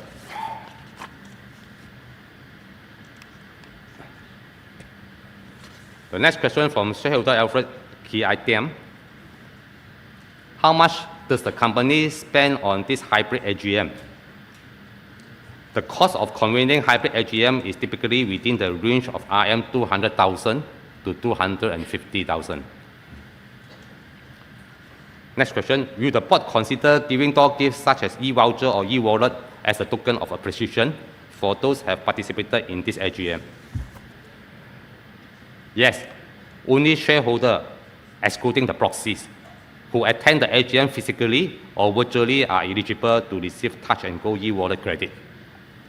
The Touch and Go e-wallet reload pin will be emailed to eligible shareholders within 21 business days, excluding the Saturday, Sunday, and public holidays after today's AGM.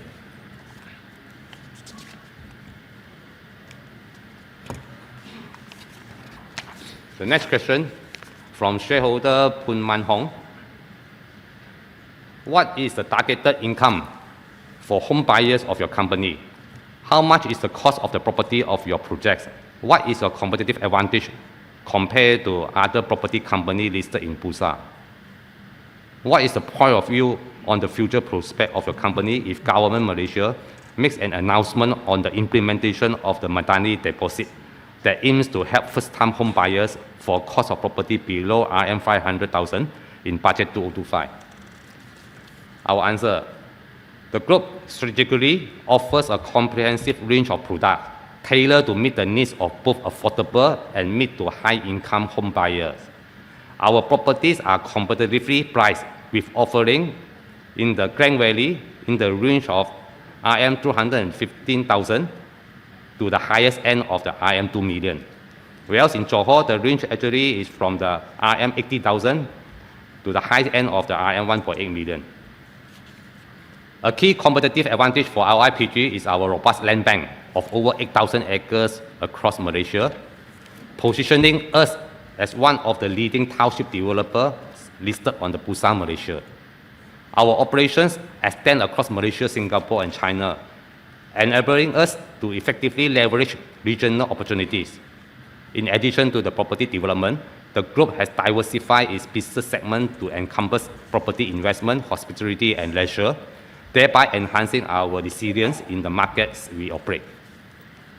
The Madani deposit has not been introduced in the recent budget 2025. However, we look forward to the announcement of this initiative, as it represents a significant opportunity to stimulate interest among the first-time home buyers and is expected to contribute positively to the group's sales performance.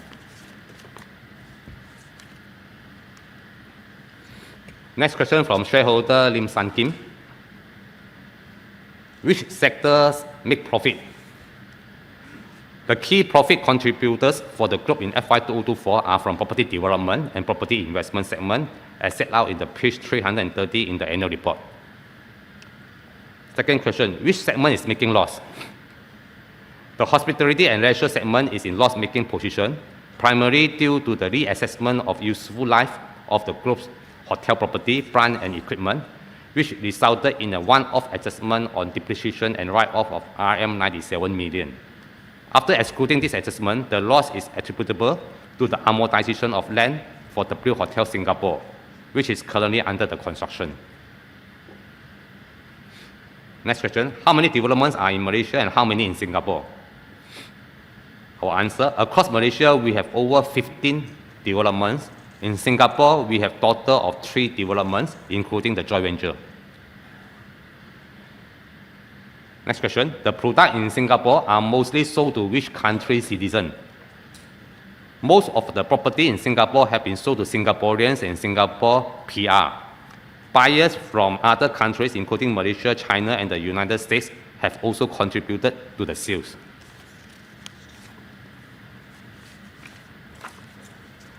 Next question, for development in Singapore, how many percent of building materials are from Singapore and how many percent are from Malaysia?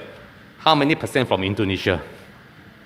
Our answer, our development in Singapore source nearly all its building materials outside Singapore via local suppliers or contractors from Singapore. Next, what is the cost of printing for each annual report? The total cost of printing is approximately RM 50,000. Next question from shareholder Ong Jin Sing. May I know how the company is progressing towards the green buildings? Our answer, currently 67.7% of our IPG's owned and managed buildings are green buildings across the globe, Malaysia, Singapore, and also the Xiamen. Meanwhile, in Malaysia, our IPG has a target to secure green building certification for 50% of its owned and managed office building by FY 2030, of which in FY 2024, 45.8% have been green building certified. Please refer to the page 123 of the RIPG sustainability statement. Next question from the shareholder Chia Ai Chun. RI Resort City's location is quite distant from the town center. Which infrastructure and buildings are there? The area doesn't seem to be prosperous. Have the group considered selling the properties and relocate to Sri Petaling, Banta, Indah, or Rachel Mall? Our answer, RI Resort is strategically located to serve a broad and growing catchment area, including key areas such as Puchong, Seri Kembangan, Gajang, and Seremban.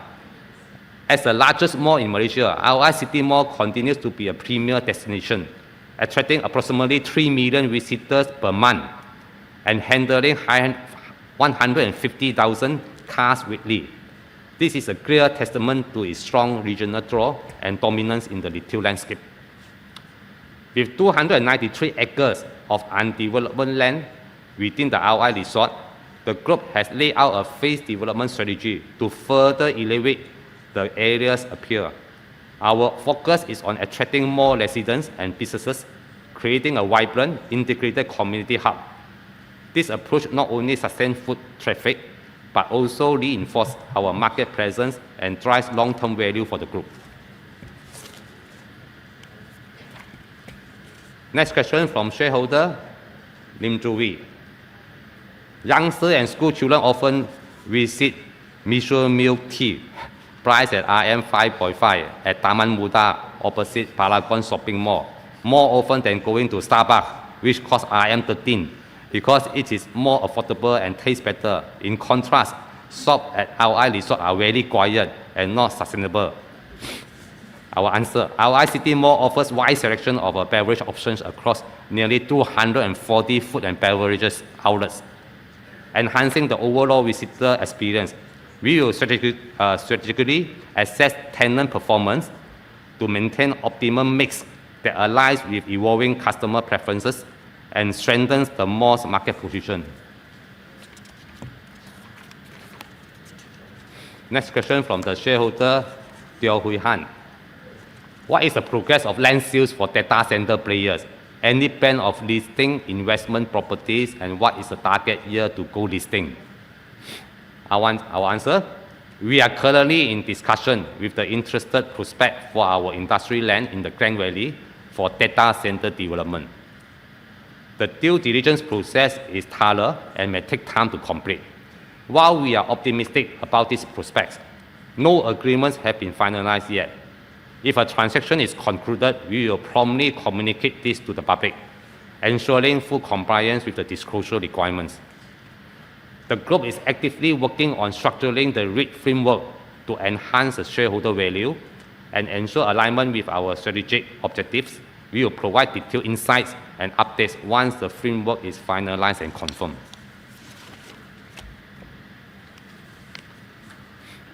Next question from the shareholder Lee Tek Hong. Keep up your good work. Can you explain more about the RI plan on the piece of land beside Connexion Putrajaya? Our answer, the land is projected for mixed development comprising apartments and retails. Next question from the shareholder Lee Sun Jin. How is the company to ensure profit all the time? how do you plan to maximize shareholders' value, and are directors' KPI or bonus tied to this goal? Our answer, the group has diversified its business portfolio with a primary focus on property development, supported by recurring income from property investment, and revenue from the hospitality and leisure segments also. This diversification strengthened the group resilience and operational stability. Moreover, our competitive advantage stems from holding a substantial land bank in Malaysia at a competitive cost base, coupled with our strong operation execution and cost-effective strategies. This enables the group to market its products more competitively within the industry. To ensure sustained profitability, the group has implemented a strategic framework that emphasizes operational excellence with the robust governance practices. Our dedicated execution team focuses on optimizing business operation, allowing us to respond swiftly to the market changes and economic shifts. Regular performance reviews and audits are conducted to thoroughly evaluate our financial results and operational efficiency.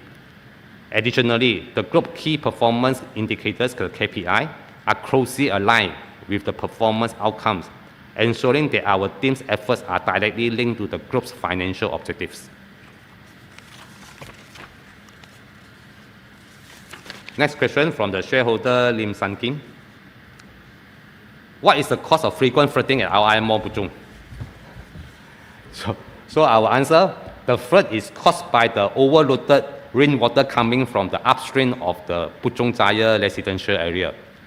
The monsoon drain in front of IOI Mall Puchong is part of the drainage discharge system to the Grand River. So all the rainwater from the upstream will pass through here. When the rain is too heavy, the monsoon drain cannot cope to discharge the rainwater quickly enough, resulting in overflow into our car park. Next question, IOI or local authority to compensate the claim from the public? Our answer, for cases involving shoppers' properties such as the vehicles parked in IOI Mall Puchong car park that were affected by the flood, IOI Mall Puchong's car park that were affected by the flood, compensation was sought through our insurer.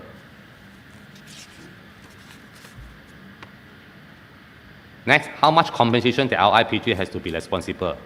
Our answer, LIPG did not incur any losses from the compensation claims, as all compensation was covered by insurance.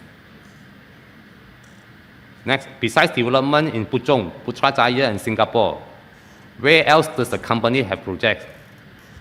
Our answer, in addition to the developments in Puchong, Putrajaya and Singapore, the group has projects in the following township with further details provided on the page 60 of the annual report. The question 12 from the shareholder Lee Jiming. The group's gearing ratio has increased marginally to 0.7 times since FY 2024 from the 0.66 times in FY 2023, the page 312 of the annual report. The group has recently announced the acquisition of Tropicana Gardens Mall, Courtyard by Marriott Penang, and Pantai Got Land parcel in Langkawi. That will further increase the group's borrowing. Does the group view the gearing ratio of 0.7 times high? If not, what is the group's optimum gearing ratio? Our answer, the gearing ratio of 0.7 times is significantly higher than the industry average of 0.40. This elevated ratio is primarily attributable to the group's substantial leverage and investment in the ongoing development projects in Singapore. The board actively monitors the LIPG's gearing to strike an optimum balance between the supporting growth and maintaining financial stability. Next, does the group intend to fund the acquisition via borrowing? If yes, how much does the group intend to borrow for each of the acquisitions mentioned above? Our answer, LIPG will fund the acquisition through a combination of the internal funds and borrowings. The next question, what is the group expected gearing ratio post-acquisition of these three assets? The anticipated gearing ratio post-acquisition of this asset will be 0.75 times. Next question from the shareholders Lee Jiming. In FY 2024, the group identified 2 incidents of environmental and socio-economic non-compliance, resulting in RM 27,500 in fines, the page 89. Please name the 2 incidents of the environmental and socio-economic non-compliance and the respective fine for each non-compliance. So our answer for the environmental non-compliance, actually the incidence is because of the requirement of license from Lembaga Urusan Air Selangor for scheduled activities, which was not imposed by local authorities when the work permit was issued. This was only imposed by the Lembaga Urusan Air Selangor during the course of the earthwork. So the fine is RM 25,000. For the social economic, the access for the earthworks at project site at Bukit Jangan was relocated due to the feedback received from the nearby community in regard to the concerns on the traffic risk. So the earthwork plan was not updated to local authority in regard to the new access route to the project site, and then causes the fine of 2005. Question number 14 from the shareholder Li Timing. It was reported on page 186 of the integrated annual report that the chief financial officer's position was vacant. This one is the question number 1. When was the CFO position first vacant and the reason why the CFO left the company? The answer is, we wish to inform that Ms. Melissa Tan Siu Ping had resigned from her position as CFO of the company effective 3rd June 2024. She had decided to pursue personal interests and opportunities. The second question, has the company filed a replacement for the CFO? If not, what were the challenges faced by the company in sourcing such suitable candidate? The answer is, on 1st October 2024, the company had appointed myself as CFO of the company. So I have over 30 years of experience in auditing, finance and accounting, corporate finance, strategic planning, and operation management across the various industries, including the significant experience in China.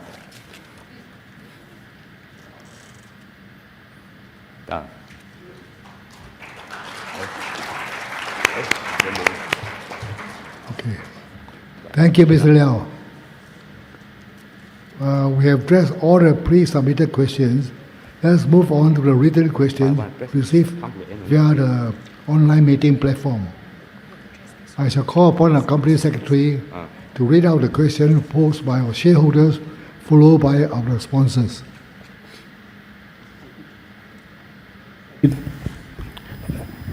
Thank you, Chairman.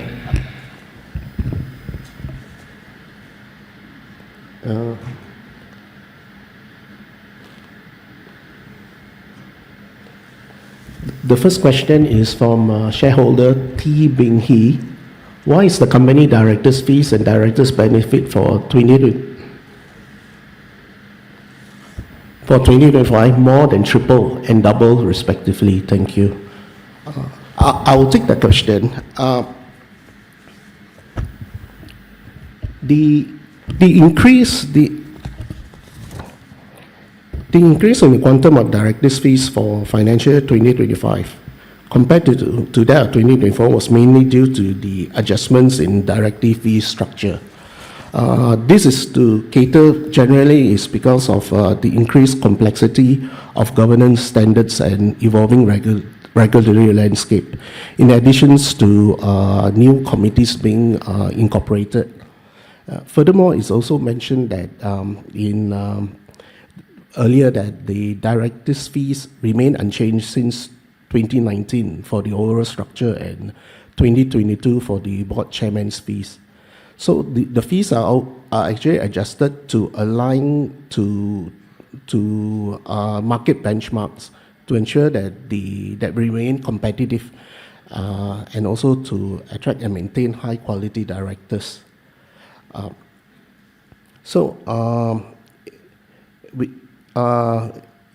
In addition, the fees are also aligned to market standards, and furthermore, the increase in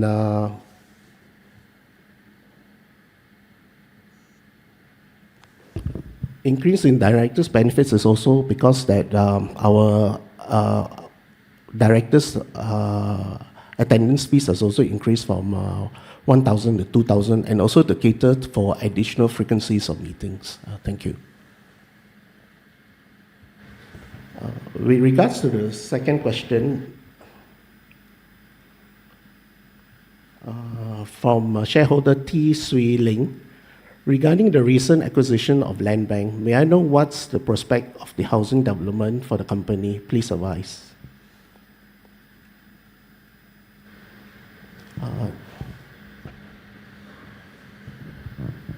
This question is to address to Mr. Liao. Okay, I think the land bank acquisition is related to the Pantai Kok, in Langkawi, which is designated for the hotel development.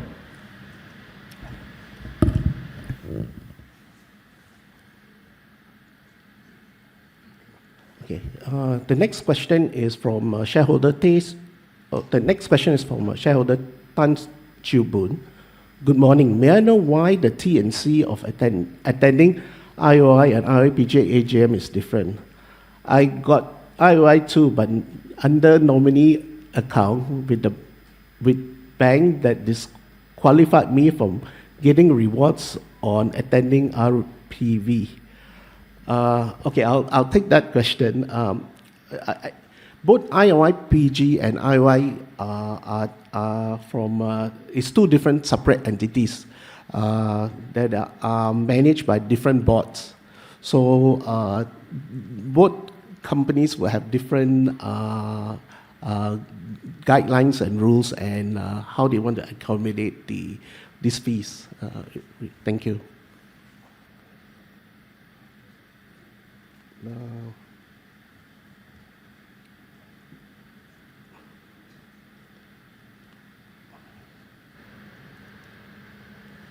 The next question is from shareholder Teh Sui Wei.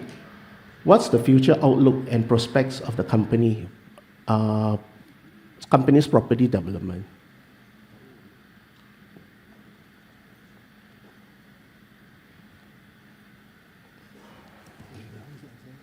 Yeah, I'm actually looking because of the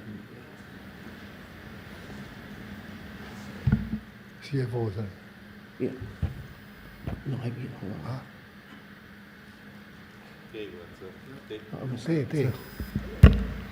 Yeah, the outlook for property market in Malaysia still remain positive, especially on the industrial sectors.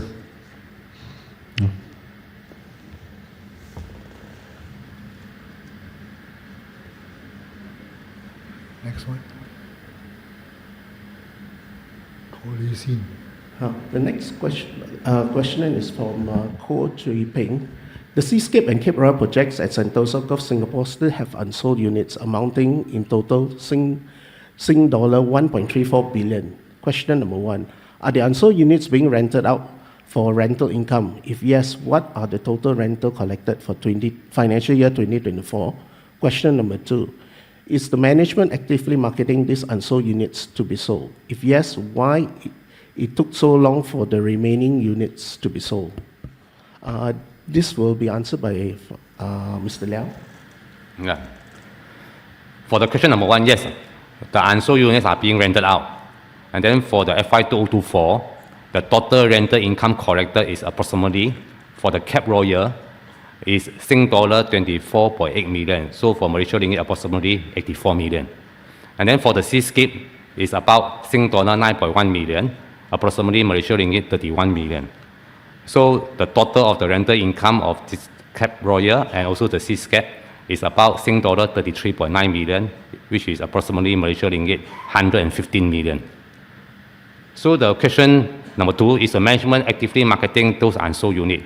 Yes, management is actively marketing for the sales, and management are also mindful to secure the right pricing. Since those units provide rental income, the management have flexibility whether to have a better price without the need to compromise on the pricing.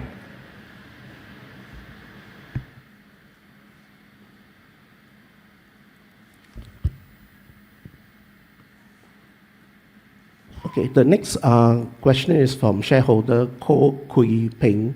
IOI Corporation will be entering the JV to utilize its plantation in Johor for renewal of solar projects to generate electricity for sale. Is IOI Properties Group involved in similar green sustainable projects for land bank in Johor. Mr. Lim Beng Yang will answer this question. At this moment, we are yet to receive any such proposals, but we are always open to explore such JV collaboration. Thank you. The next question is from shareholder Mr. Tam Ying Wai. The question reads, is the company plan to unleash its value in the form of REIT in the future of as Sunway Group? The answer will be answered by Mr. Liao. Yes. The group is actively working on structuring the REIT framework. So the objective is to enhance the shareholders' value and also ensure the alignment with our strategic objectives. So we will provide the detailed insights and update once the framework is finalized and confirmed. The next question is from shareholder Chua Song Yun.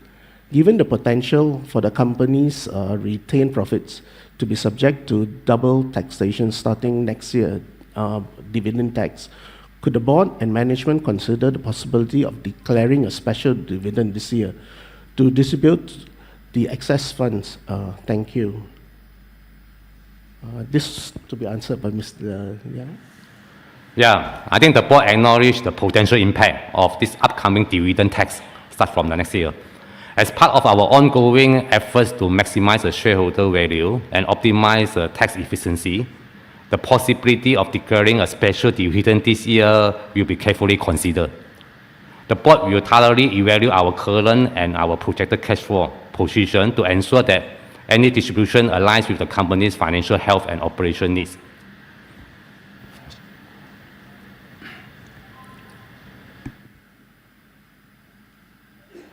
The next question is from shareholder Ko Chee Peng again. The group recognizes an impairment loss of RM 110.6 million in relation to a hotel under construction in Xiamen, China. Question, what are the reasons for recognition of impairment losses for the hotel when it's still not yet completed? Question number 2, what is the total cost for the project and when will the hotel expected to be completed? Ms. Liao? Yeah, the impairment losses actually is evaluated based on the as-is white spaces, and then the hotel is already near, at the final stage, is near to completion. So the impairment loss, the reason is mainly due to the construction cost, escalation, and also the higher finance cost, which is resulting from the extended construction period. What is the total cost of this project? The total hotel project cost is approximately ringgit 600 million, which is expected to be complete by end of this year.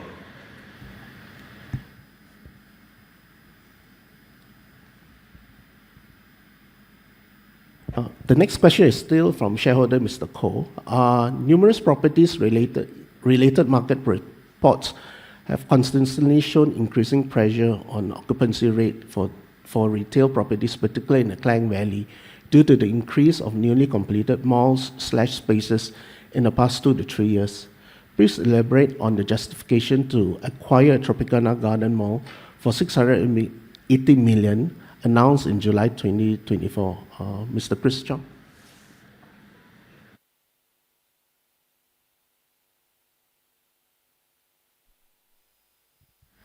The acquisition of Tropicana Gardens Mall falls in line with our property investment strategies,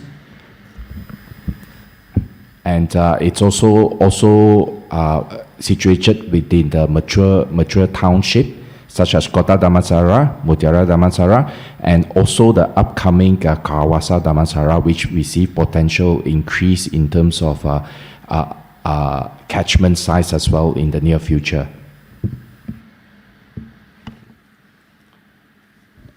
The next question is from shareholder Koi Li Shi. Next year, will taxation based on the government 2025 budget have much impact? Not much development on mega projects ongoing. How was the progress in JB, i.e. development and township planning? And how will the issue of water and electricity supply shortages impact JB infrastructure? Taxation is based on budget 2025. The group is still assessing the impact as certain guidelines have yet to be issued.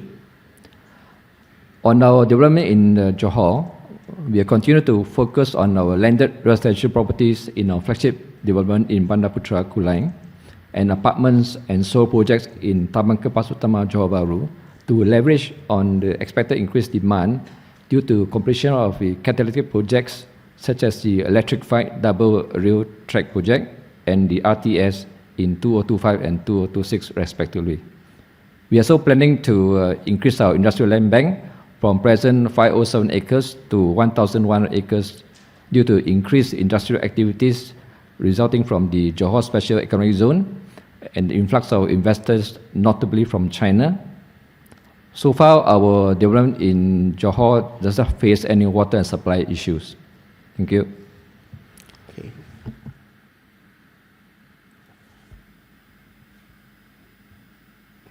The next question is from shareholder Liu Ching Hu.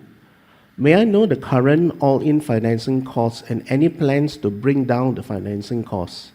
Question number 2. What's IOI Central Berhad Tower's occupancy and average rental rate by square feet? Question number 3. Marina View Residences status update and management forecast and expectation on this project. Question 4. Any plans on REITs and timeline? Question 5. Any strategies or plans to dispose land for data center in Johor? Finance, Mr. Liao will answer this question. Okay, for the question number 1, the all-in financing cost is in the range of the 3.75% to the 5.61%. So the group will persistently monitor the trend of this interest rate. When it becomes more stable, the group will explore the possibility of hedging to reduce the risk associated with this high floating rate borrowings. So for the question 2, for the IOI Central Berhad Tower, we just received our TOP in July 2024. And the tenants are fitting out their units. So the committed unit, the occupancy, are the 60%. 68%. So, can come back to just now the question 3. I think Singapore, 58%. Yeah, hold on. Maybe Mr. Liao, like to ask Singapore, our CEO of Singapore, Lorraine. Lorraine, would you like to answer, please? Lorraine, she's in charge of Singapore property. Yeah. Okay, so I think Mr. Liao has already answered the question 2. For question 3, on the Marina View status. So for Marina View, we already started briefing the agents, and now the show flat is under construction. Lorraine, Yes. I think you talk about the rental received so far for Central Boulevard Tower. The gross rental received is around $12. Central Boulevard Towers. Central Boulevard Tower, Yeah. around $12, and the committed occupancy is about 68%. 68%. 58 or 68? 68. 68%, yeah, okay. That's very good. Close to 70% now. Yes, correct. Yeah, good. So I go to the Yeah, okay. Okay, for the few references management forecast this project. So currently, we have started to brief the agency on the projects, and we're also in the midst of completing the show flat, which will be ready for public viewing sometimes in December. So for the team now, we are gathering the interest now on the from agency as well as from the public. So as for the status report, we will probably come back to the team and to the board sometime second half of next year. Okay.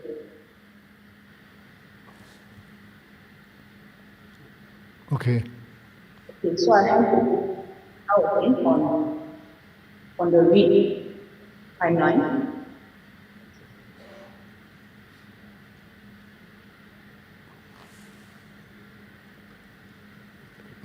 The read, who is answering the question on read?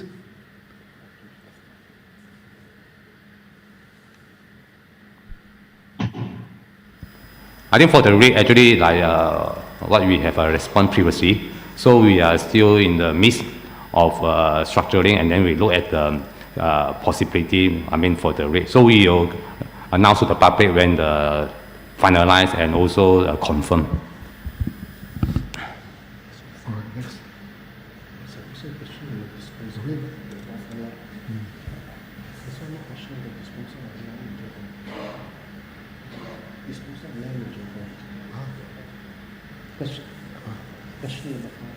Question 5, Johor. Oh, okay. We will then move to the next question. Again, this question is from shareholder Ko Chui Peng. Last week, the property division announced the proposed development of another mall in Bandar Puteri Puchong, which will be larger than the existing IOI mall at Puchong Jaya. Question number 1. What is the rationale for IOI Properties to develop such a massive mall so near to the existing IOI Mall Puchong? And question number 2. What will be the total investment budgeted for this new mall? Mr. Chris Chong? For question number 1, there is a growing demand for retail and commercial space in Puchong due to its strategic location and its population growth. So this new shopping center is slated for completion at 2030, which is around 6 years from now. So we projected the square feet per capita of retail servicing to Puchong is currently still underserved. Question number 2, what is the total investment budgeted for this IOI Rio Mall is 700 million. Thank you. The next question. The next question is from shareholder Lee Tak Fyong. Need to change to a new auditor for better transparency and compliance. Mr. Liang? Okay. I think our existing external auditor, the Pricewaterhouse, was first appointed for the financial year 30th June 2015, about 9 years ago. So this year, the PwC is in the 10 years of statutory audit for the IOI Properties Group. Our audit committee will review the works undertaken by the PwC and assess its independency, the objectivity, and also the performance on an annual basis. So the audit committee will also monitor the PwC compliance with the relevant regulatory, ethical, and professional guidance on the rotation of partner, as well as annual assess its qualification, expertise, resources, and the effectiveness of the audit process. So including the presentation from the external auditors on their own internal quality procedures.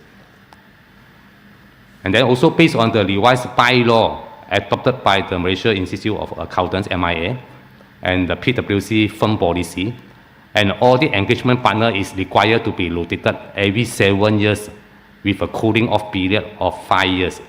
So PwC has affirmed that they are in compliance to these bylaws.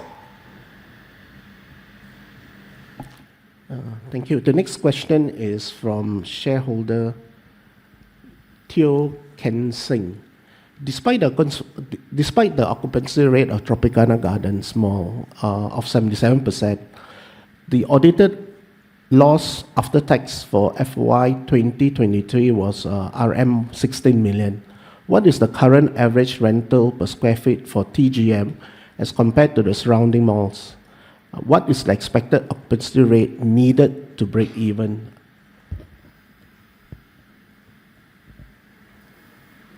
We are committed to operating in a cost-conscious control manner, which will help us to reduce the expenses and improve profitability. Namely, due to we are also operator of additional 2 more malls in Klang Valley. So our target break-even point is above 6 ringgit per square feet.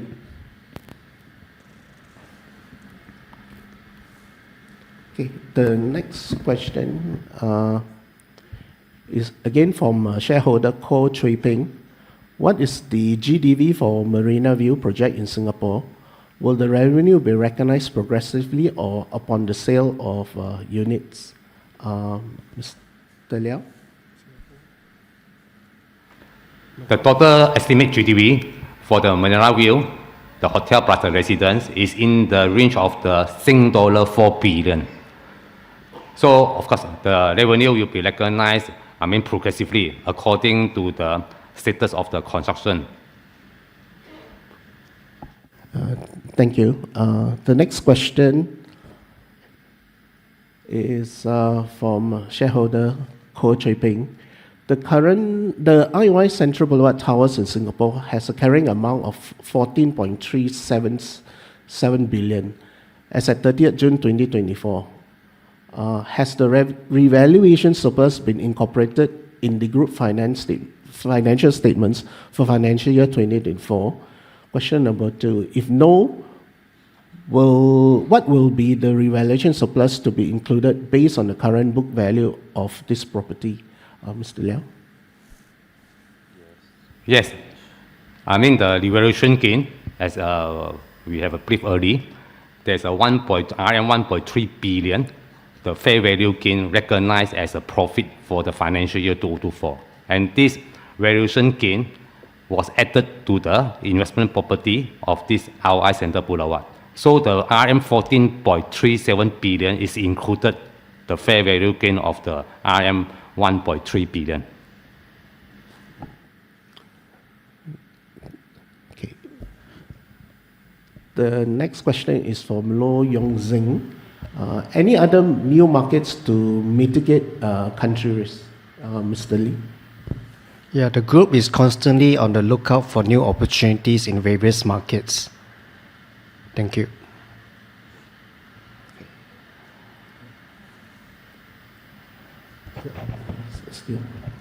Okay, there's another question from shareholder Yong Yun Choi.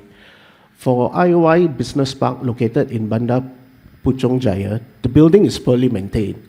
I have a unit there, water leaks from outside glass panel on 2 sides since at least 5 years ago.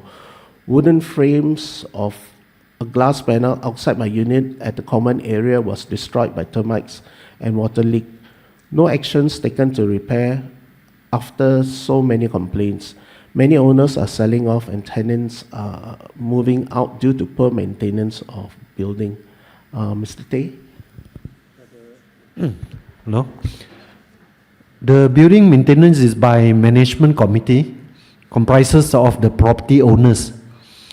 So property owners are to lodge complaint to management committee. Thank you. Thank you. The next question is from shareholder Yap Fong Meng. My apologies for asking this question. I see that you have many dedicated staffs working at your hotel, especially Le Méridien. But when I asked them whether the company grant them ESOS, they replied no. Why is the company not implementing them like many PLCs to reward and retain good staff? We have a comprehensive package of remuneration for all our staff employees. So ESOS is also probably one of the package that we can look at in the future.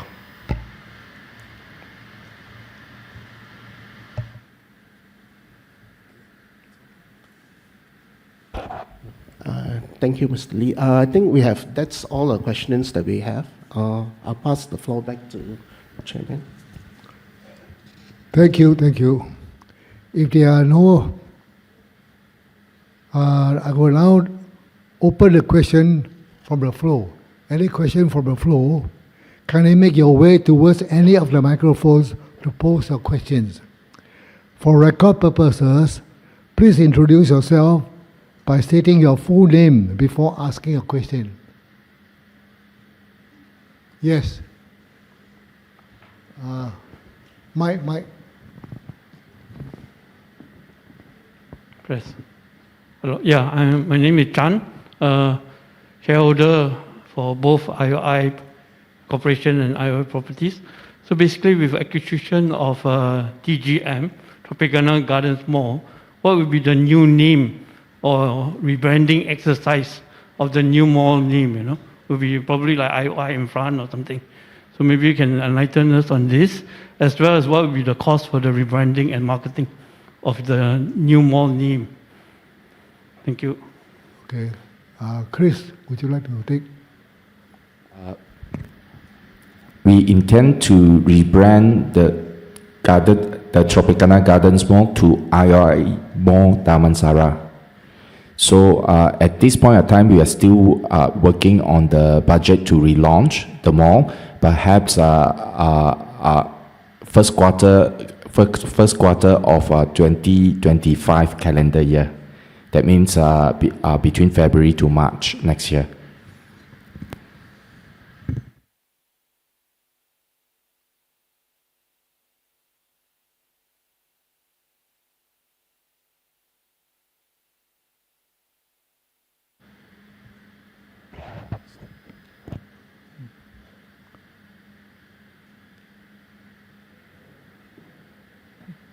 Please, somebody help him. Hello. Okay. Hi. Good morning. Good afternoon to the management. I have one question here is relating to the data center.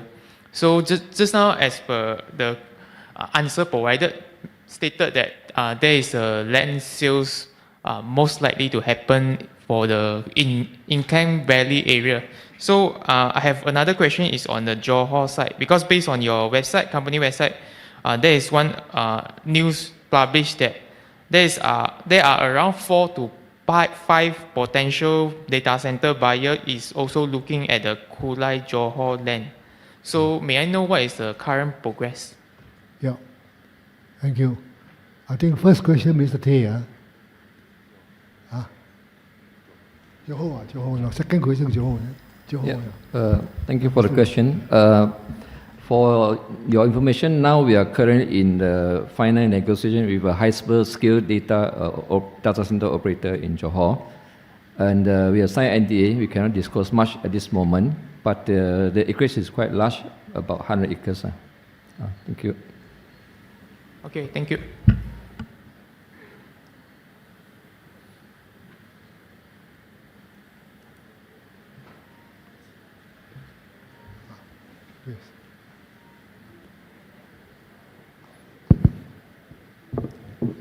Good afternoon, I'm Rian. I'm the beneficiary shareholder, but somehow you've been registered as proxy.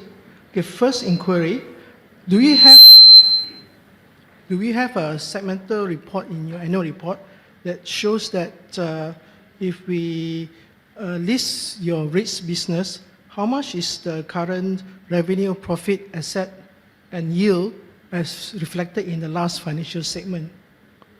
Second question is, regarding ESG, where you have plans to use solar energy, do you have plan to use your empty land and vacant units like those in Tropicana to be used as a Bitcoin mining business?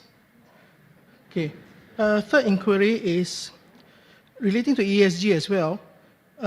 Is there any availability of wastage of food like from your hospitality business like hotel, where people can use it for their pets or fertilizers, if not available for those people in needs?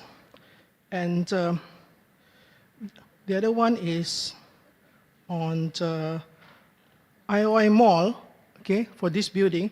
Do you have is there any plan to have extension of Putrajaya line to be extended to this mall or beyond, and is there actually any space available for it? Okay.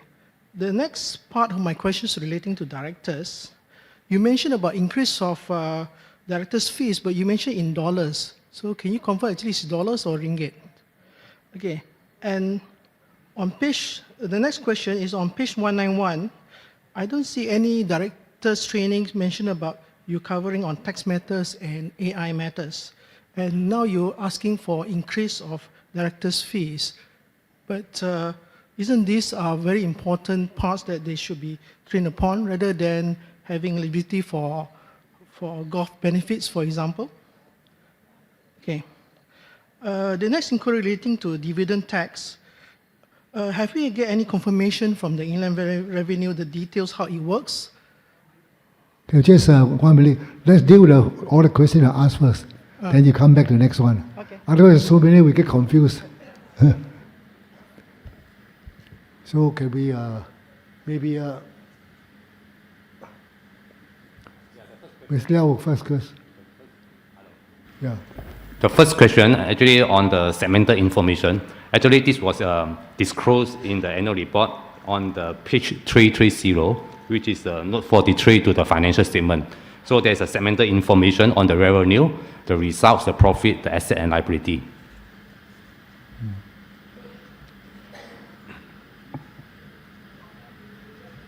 How much is the yield based on the last financial statement? Come again. I mean, from your REITs business currently, how much is the yield? I mean, the profit divided by your net assets.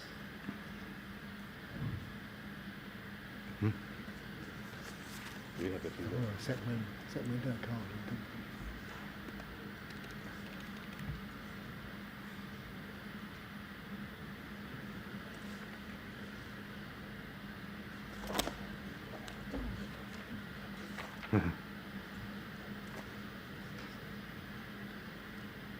Just a few minutes.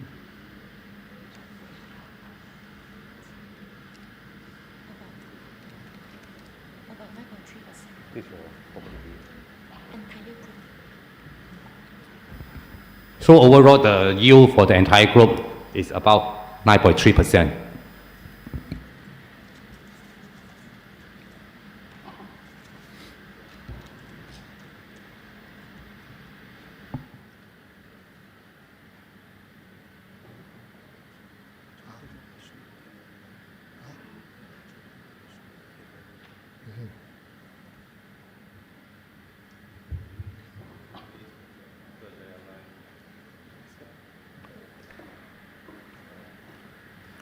On question with regards to improving the public transport infrastructure for our IOI Resort City, our management has been actively engaging with the government entity throughout our development life cycle for better amenities.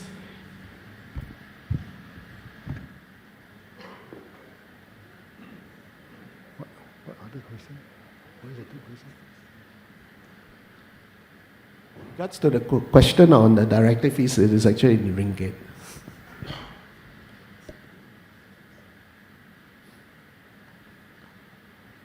Any more questions? Would I continue? Okay. About Bitcoin mining, you have not responded, and also about ESG on the food wastages. Can you get closer to the mic, please? Repeat the question again. Okay. I was inquiring why you are not having plans to make use of your vast space of land and also buildings to consider doing Bitcoin mining business. Okay. I'm sure many people would like to actually take part, but they have difficulties in getting the facilities and compliance. Is potential good business for your empty units, retail space especially. And also on the compliance with ESG, you have hotels like this Le Meridian, you have tons of food being thrown away daily, not mistaken. So do you have any plans to give away for people to give to their pets or use it as fertilizer rather than just throw it away? Okay, I think let's Chris, will you answer this question?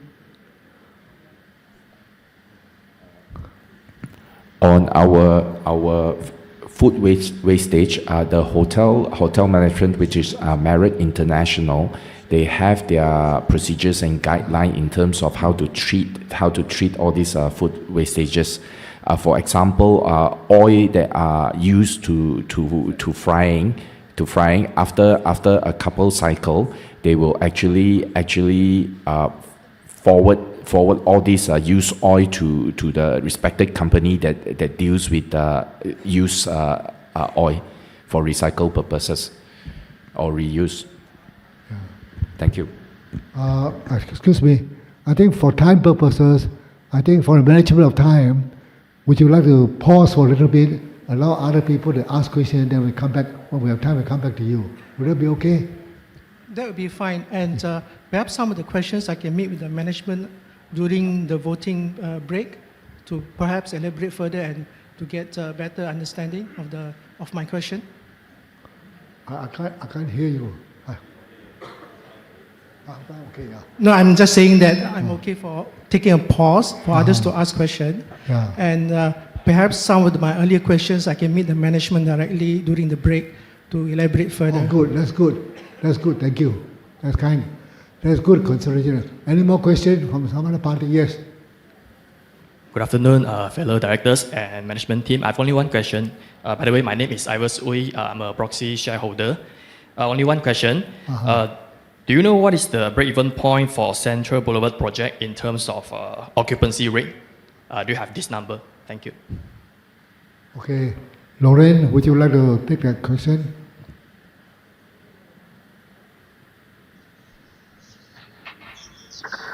Yes.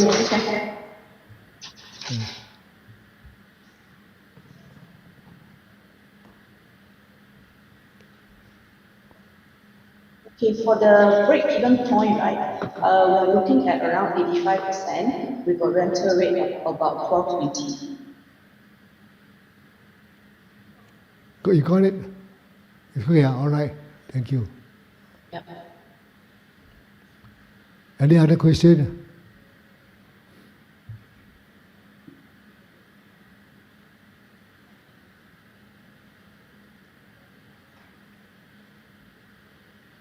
All right, then. You want to engage?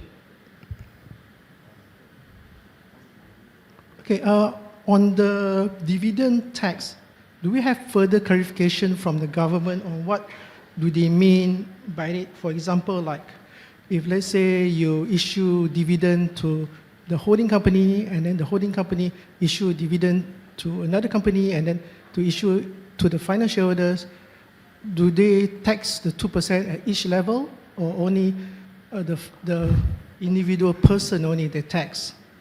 And do we know that whether there's a workaround solution? For example, if IOI property offer dividend reinvestment plan, that will. I think those questions you can address to our, in this case, between Mr. Tay and Mr. Property and our tax man will answer some of the question. Okay, those are very personal questions. Page 231, Yeah. Director Lee Teo Sing disposed 163 million shares. May I know who did he dispose that shares to?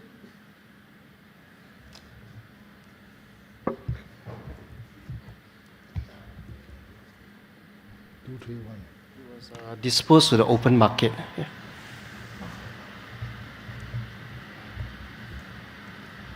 But he's still a director, right? Yeah. Yes. Okay. So no reasons are given, just normal transaction. Yeah. Okay. Lastly, just a few admin matters. Okay. If you want to support ESG, okay, perhaps because there are lack of public available transportation to reach here, it's quite further away compared to Klang Valley. Perhaps with Tropicana is empty next year, we can have it there instead to support that business. And as for ESG as well, engagement with the shareholders, perhaps your future investment briefing, when you invite the analysts, you can also invite the shareholders. And also invite shareholders if you have your Chinese New Year and Hari Raya event. Okay? And you can put that as part of your ESG initiative in terms of engagement with the shareholders. So Yeah, surely we'll take that into consideration then. Yeah.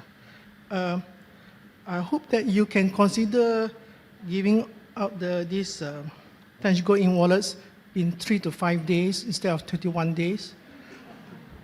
Because I calculate it's about roughly, if let's say 1,000 shareholders, I myself can get it done within 3 to 5 days. I wonder why it's taking so long. That was why I was asking about where are the directors attending the training on AI and on taxation, which I don't see is reflected in the books. Understand. Can we give a reply? Somebody give a reply why to take 21 days? You see, I think nothing to do with us is the other side. Somebody can reply, 21 days, can we take shorter time? Can we cut down? To answer your touch and go question, it's actually beyond us because we actually work we have to work with touch and go, which is the provider. So it's really beyond us. We are trying to bring your question back to them, I guess. Well, I think I can help you to engage with them. I think I can get it 3 to 5 days. Yeah, because if you use a ChatGPT and ask AI, I think they will give you probably a much shorter duration as well.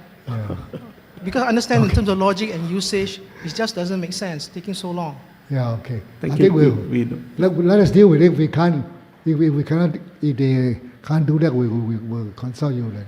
Yeah. Okay. Yeah. We'll consult you. Yeah. And I also hope that for those shareholders who attend the meeting online, okay, you will still consider giving them some token appreciation. Perhaps not 50, but at least 20, because some of these so-called proxy shareholders, they are the genuine shareholders. It's just that it's considered as proxy because it's via the nominee account. Okay, but actually they are the beneficiary shareholders. And the independent directors might lay themselves into a legal dispute if, let's say, someone bring up to the attention of the Security Commission because it seems that you discriminate. I think we can consider this. Okay. We can consider. Lastly, just thank you for the management, the company secretary, and some of the directors. You mingle with the shareholders even before the meeting. Really like to thank you for that. And your food, your dim sum food is quite nice. Okay. So I think if the people who are attending online, maybe they hear about this, maybe next time they will come in physical meeting. Good. So you might need to better prepare and have a location which have better connection to public transport. Yeah.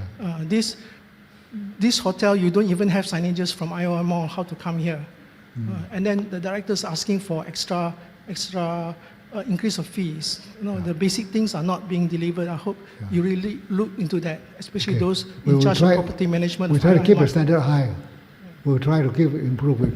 We try to let them keep the standard. Thank you for appreciating our food. Okay. Dr. Tan Chairman, we actually received 2 more online questions. Maybe I'll...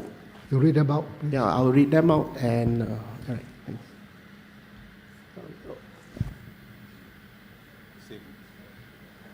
Can you put on the question? No. Put out the question. It's coming out now.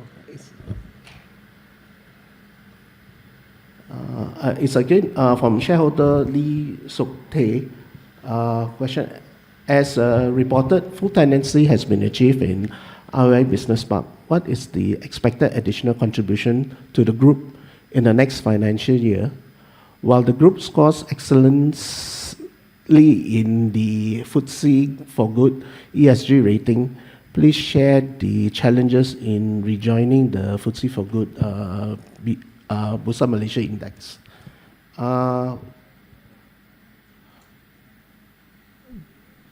The first question will be answered by Mr. Liao, and the second question by Christine. Yeah, for the first question, this IOI Business Park Xiamen, with the full tenancy, anticipated to contribute the top line revenue by approximately RM 5 million. And for the operating profit is about RM 3 million in the next financial year, FY 2025.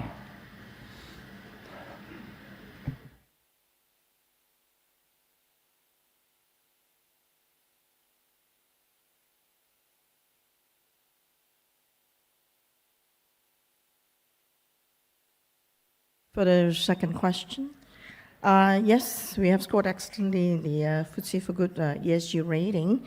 But to be included in the FTSE for Good index, the prerequisite is to be included in the EMAS index. So we were not included due to liquidity requirements at that time. But nevertheless, by June 2024, we have been re-included into the EMAS index.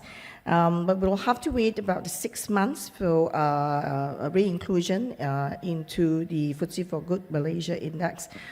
It's done 6 months annually, so it will be due December 2024. So we are on reserve list now to be re-included. Thank you. Christine, thank you, Christine. The next question is from shareholder Teo Ken Singh. For its 2 projects in Sentosa Cove, any arrangements of en bloc sale? Maybe Lorraine, you want to answer this? We're working with our JV partners to work on all sales possible. So definitely with the right price, right, en bloc sales or individual sales, we will want to dispose all units for these 2 resi developments. Okay, thank you, Christine. Dr. Tan, Chairman, that's all the questions that we have online. Okay, thank you. Okay, since there's no further questions, I shall now declare the Q&A session closed. I think, ladies and gentlemen, we shall now close the Q&A session. We thank you for all the questions you have asked so far. We'll now allocate additional 5 minutes for shareholders who have yet to cast their votes to continue to cast. And we anticipate that it will take another 5 minutes after the conclusion of the voting session for the counting of the votes and validation of the results.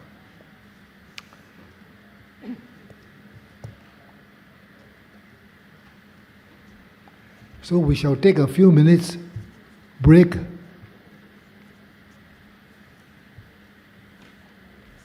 We shall take a few minutes break. We shall expect.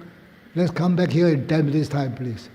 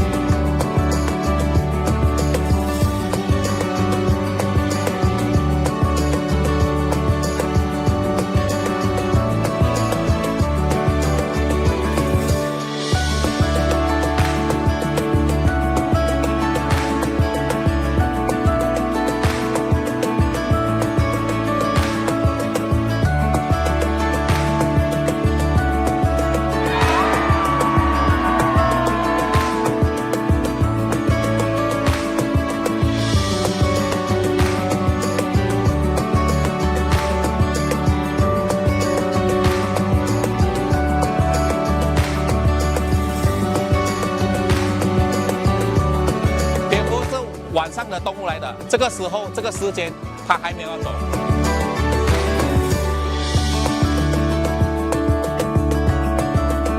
不要踩到哈，这个全部是蚂蚁。睡莲都是晚上开花。这个是叫福寿螺，它专门破坏龙舟的。看一下变色龙，蜘蛛网看到吗？这个风一定往这边吹，昆虫才会飞上去。好，这个是树蛙。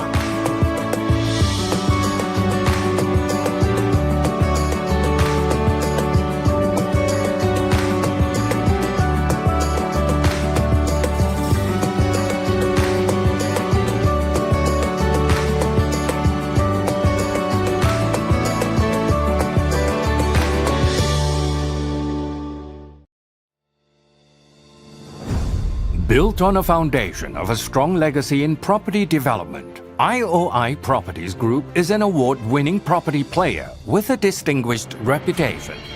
The group was ranked first among the top 10 developers under the category of market capitalization of 1 billion ringgit and above, among other prestigious accolades.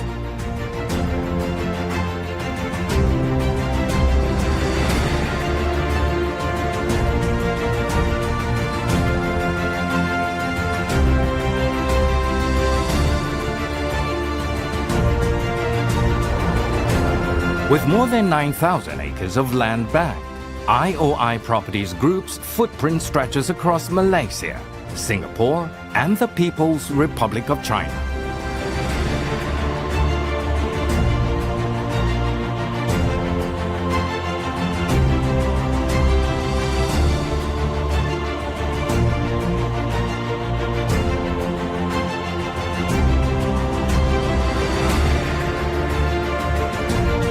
The group's business operations comprise 3 core business segments, which synergistically support each other: property development, property investment, hospitality and leisure. Guided by our vision, trusted, our presence continues to etch a legacy of growth, innovation and excellence, shaping skylines and building communities. Throughout our journey, we have developed award-winning townships and projects with excellent connectivity and amenities that encourage sustainable living. Our projects have created exceptional spaces where people, business, and environment can thrive together.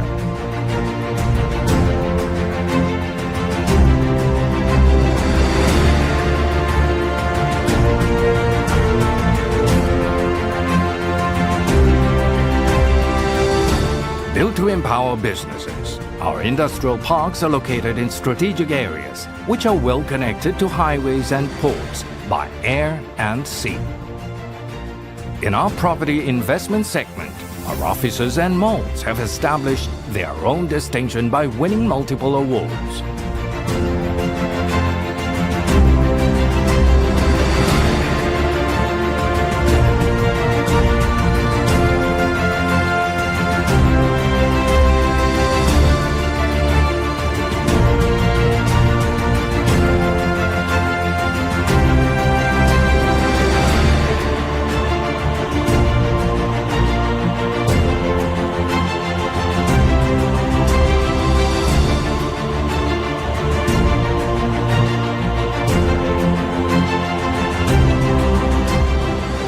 We command over 7 million square feet of net lettable area, comprising malls, retail, and purpose-built offices. This includes our 3 malls in Malaysia and 1 in the People's Republic of China. The jewel in the crown is IOI City Mall, the largest mall in Malaysia, with a net lettable area of 2.5 million square feet.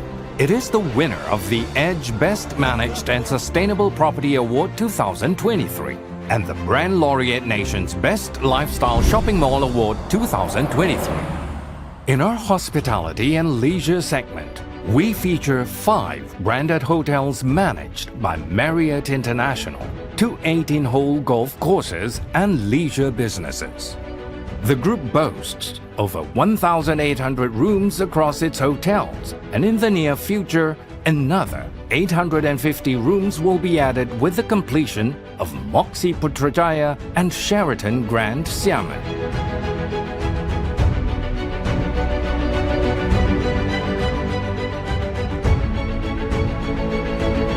Our two prized 18-hole golf courses in Putrajaya and Kulai are meticulously designed with lush green fairways and stunning views, providing a premier golfing experience.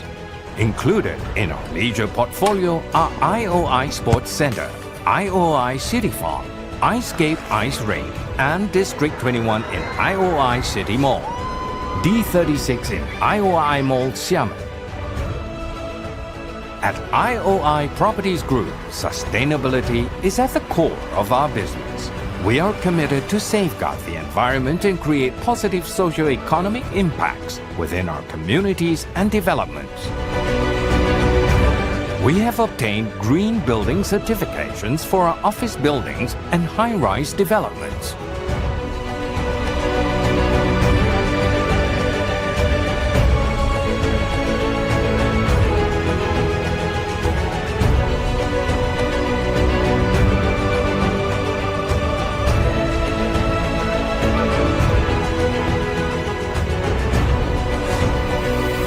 We have touched the lives of our communities through corporate responsibility activities.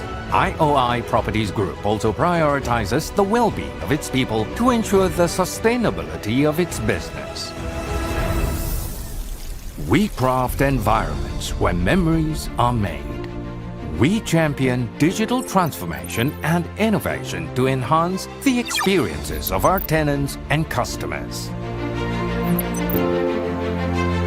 We shape cities and enrich lives across Malaysia, Singapore, and the People's Republic of China. We are trusted. We are IOI Properties.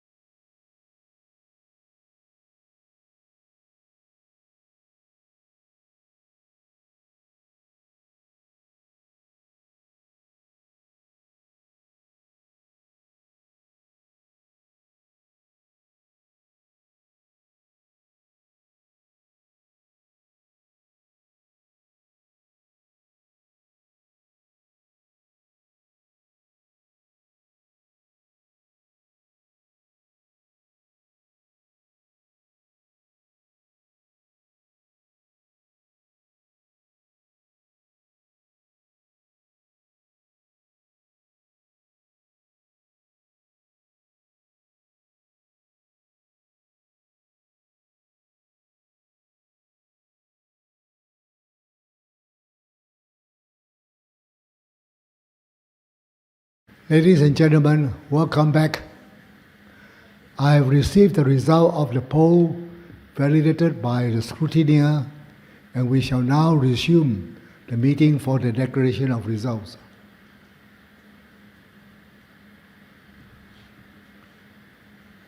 The Company Secretary will now announce the poll results on my behalf. May I have the poll results on the screen, please?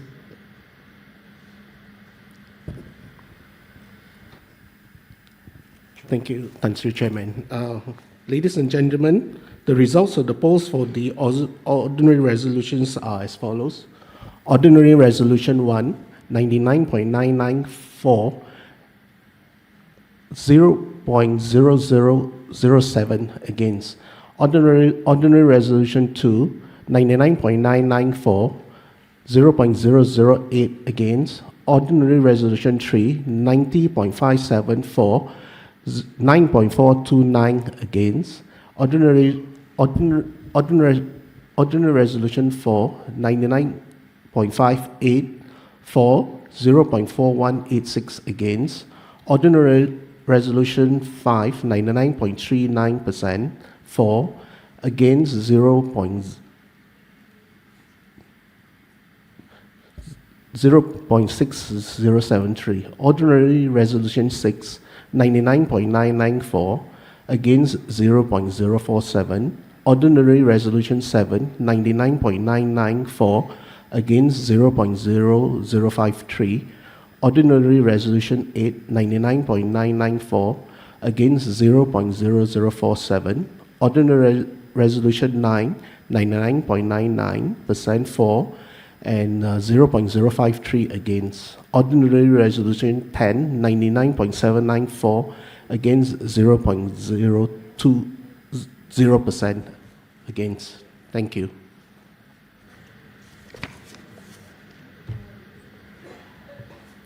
Ladies and gentlemen, based on the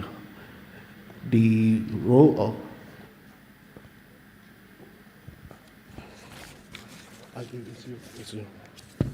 Ladies and gentlemen, based on the results of the poll, I hereby declare that all ordinary resolutions for today's meeting are duly carried. With that, I now declare that the 12th AGM is concluded. Dear shareholders, on behalf of the board, thank you for your participation at today's AGM, whether in person or online. As we have an extraordinary general meeting, we kindly request virtual attendees to proceed to the second meeting platform. While on-site physical shareholders, please remain seated so that we can continue with the EGM. Now we look forward to see you all again next year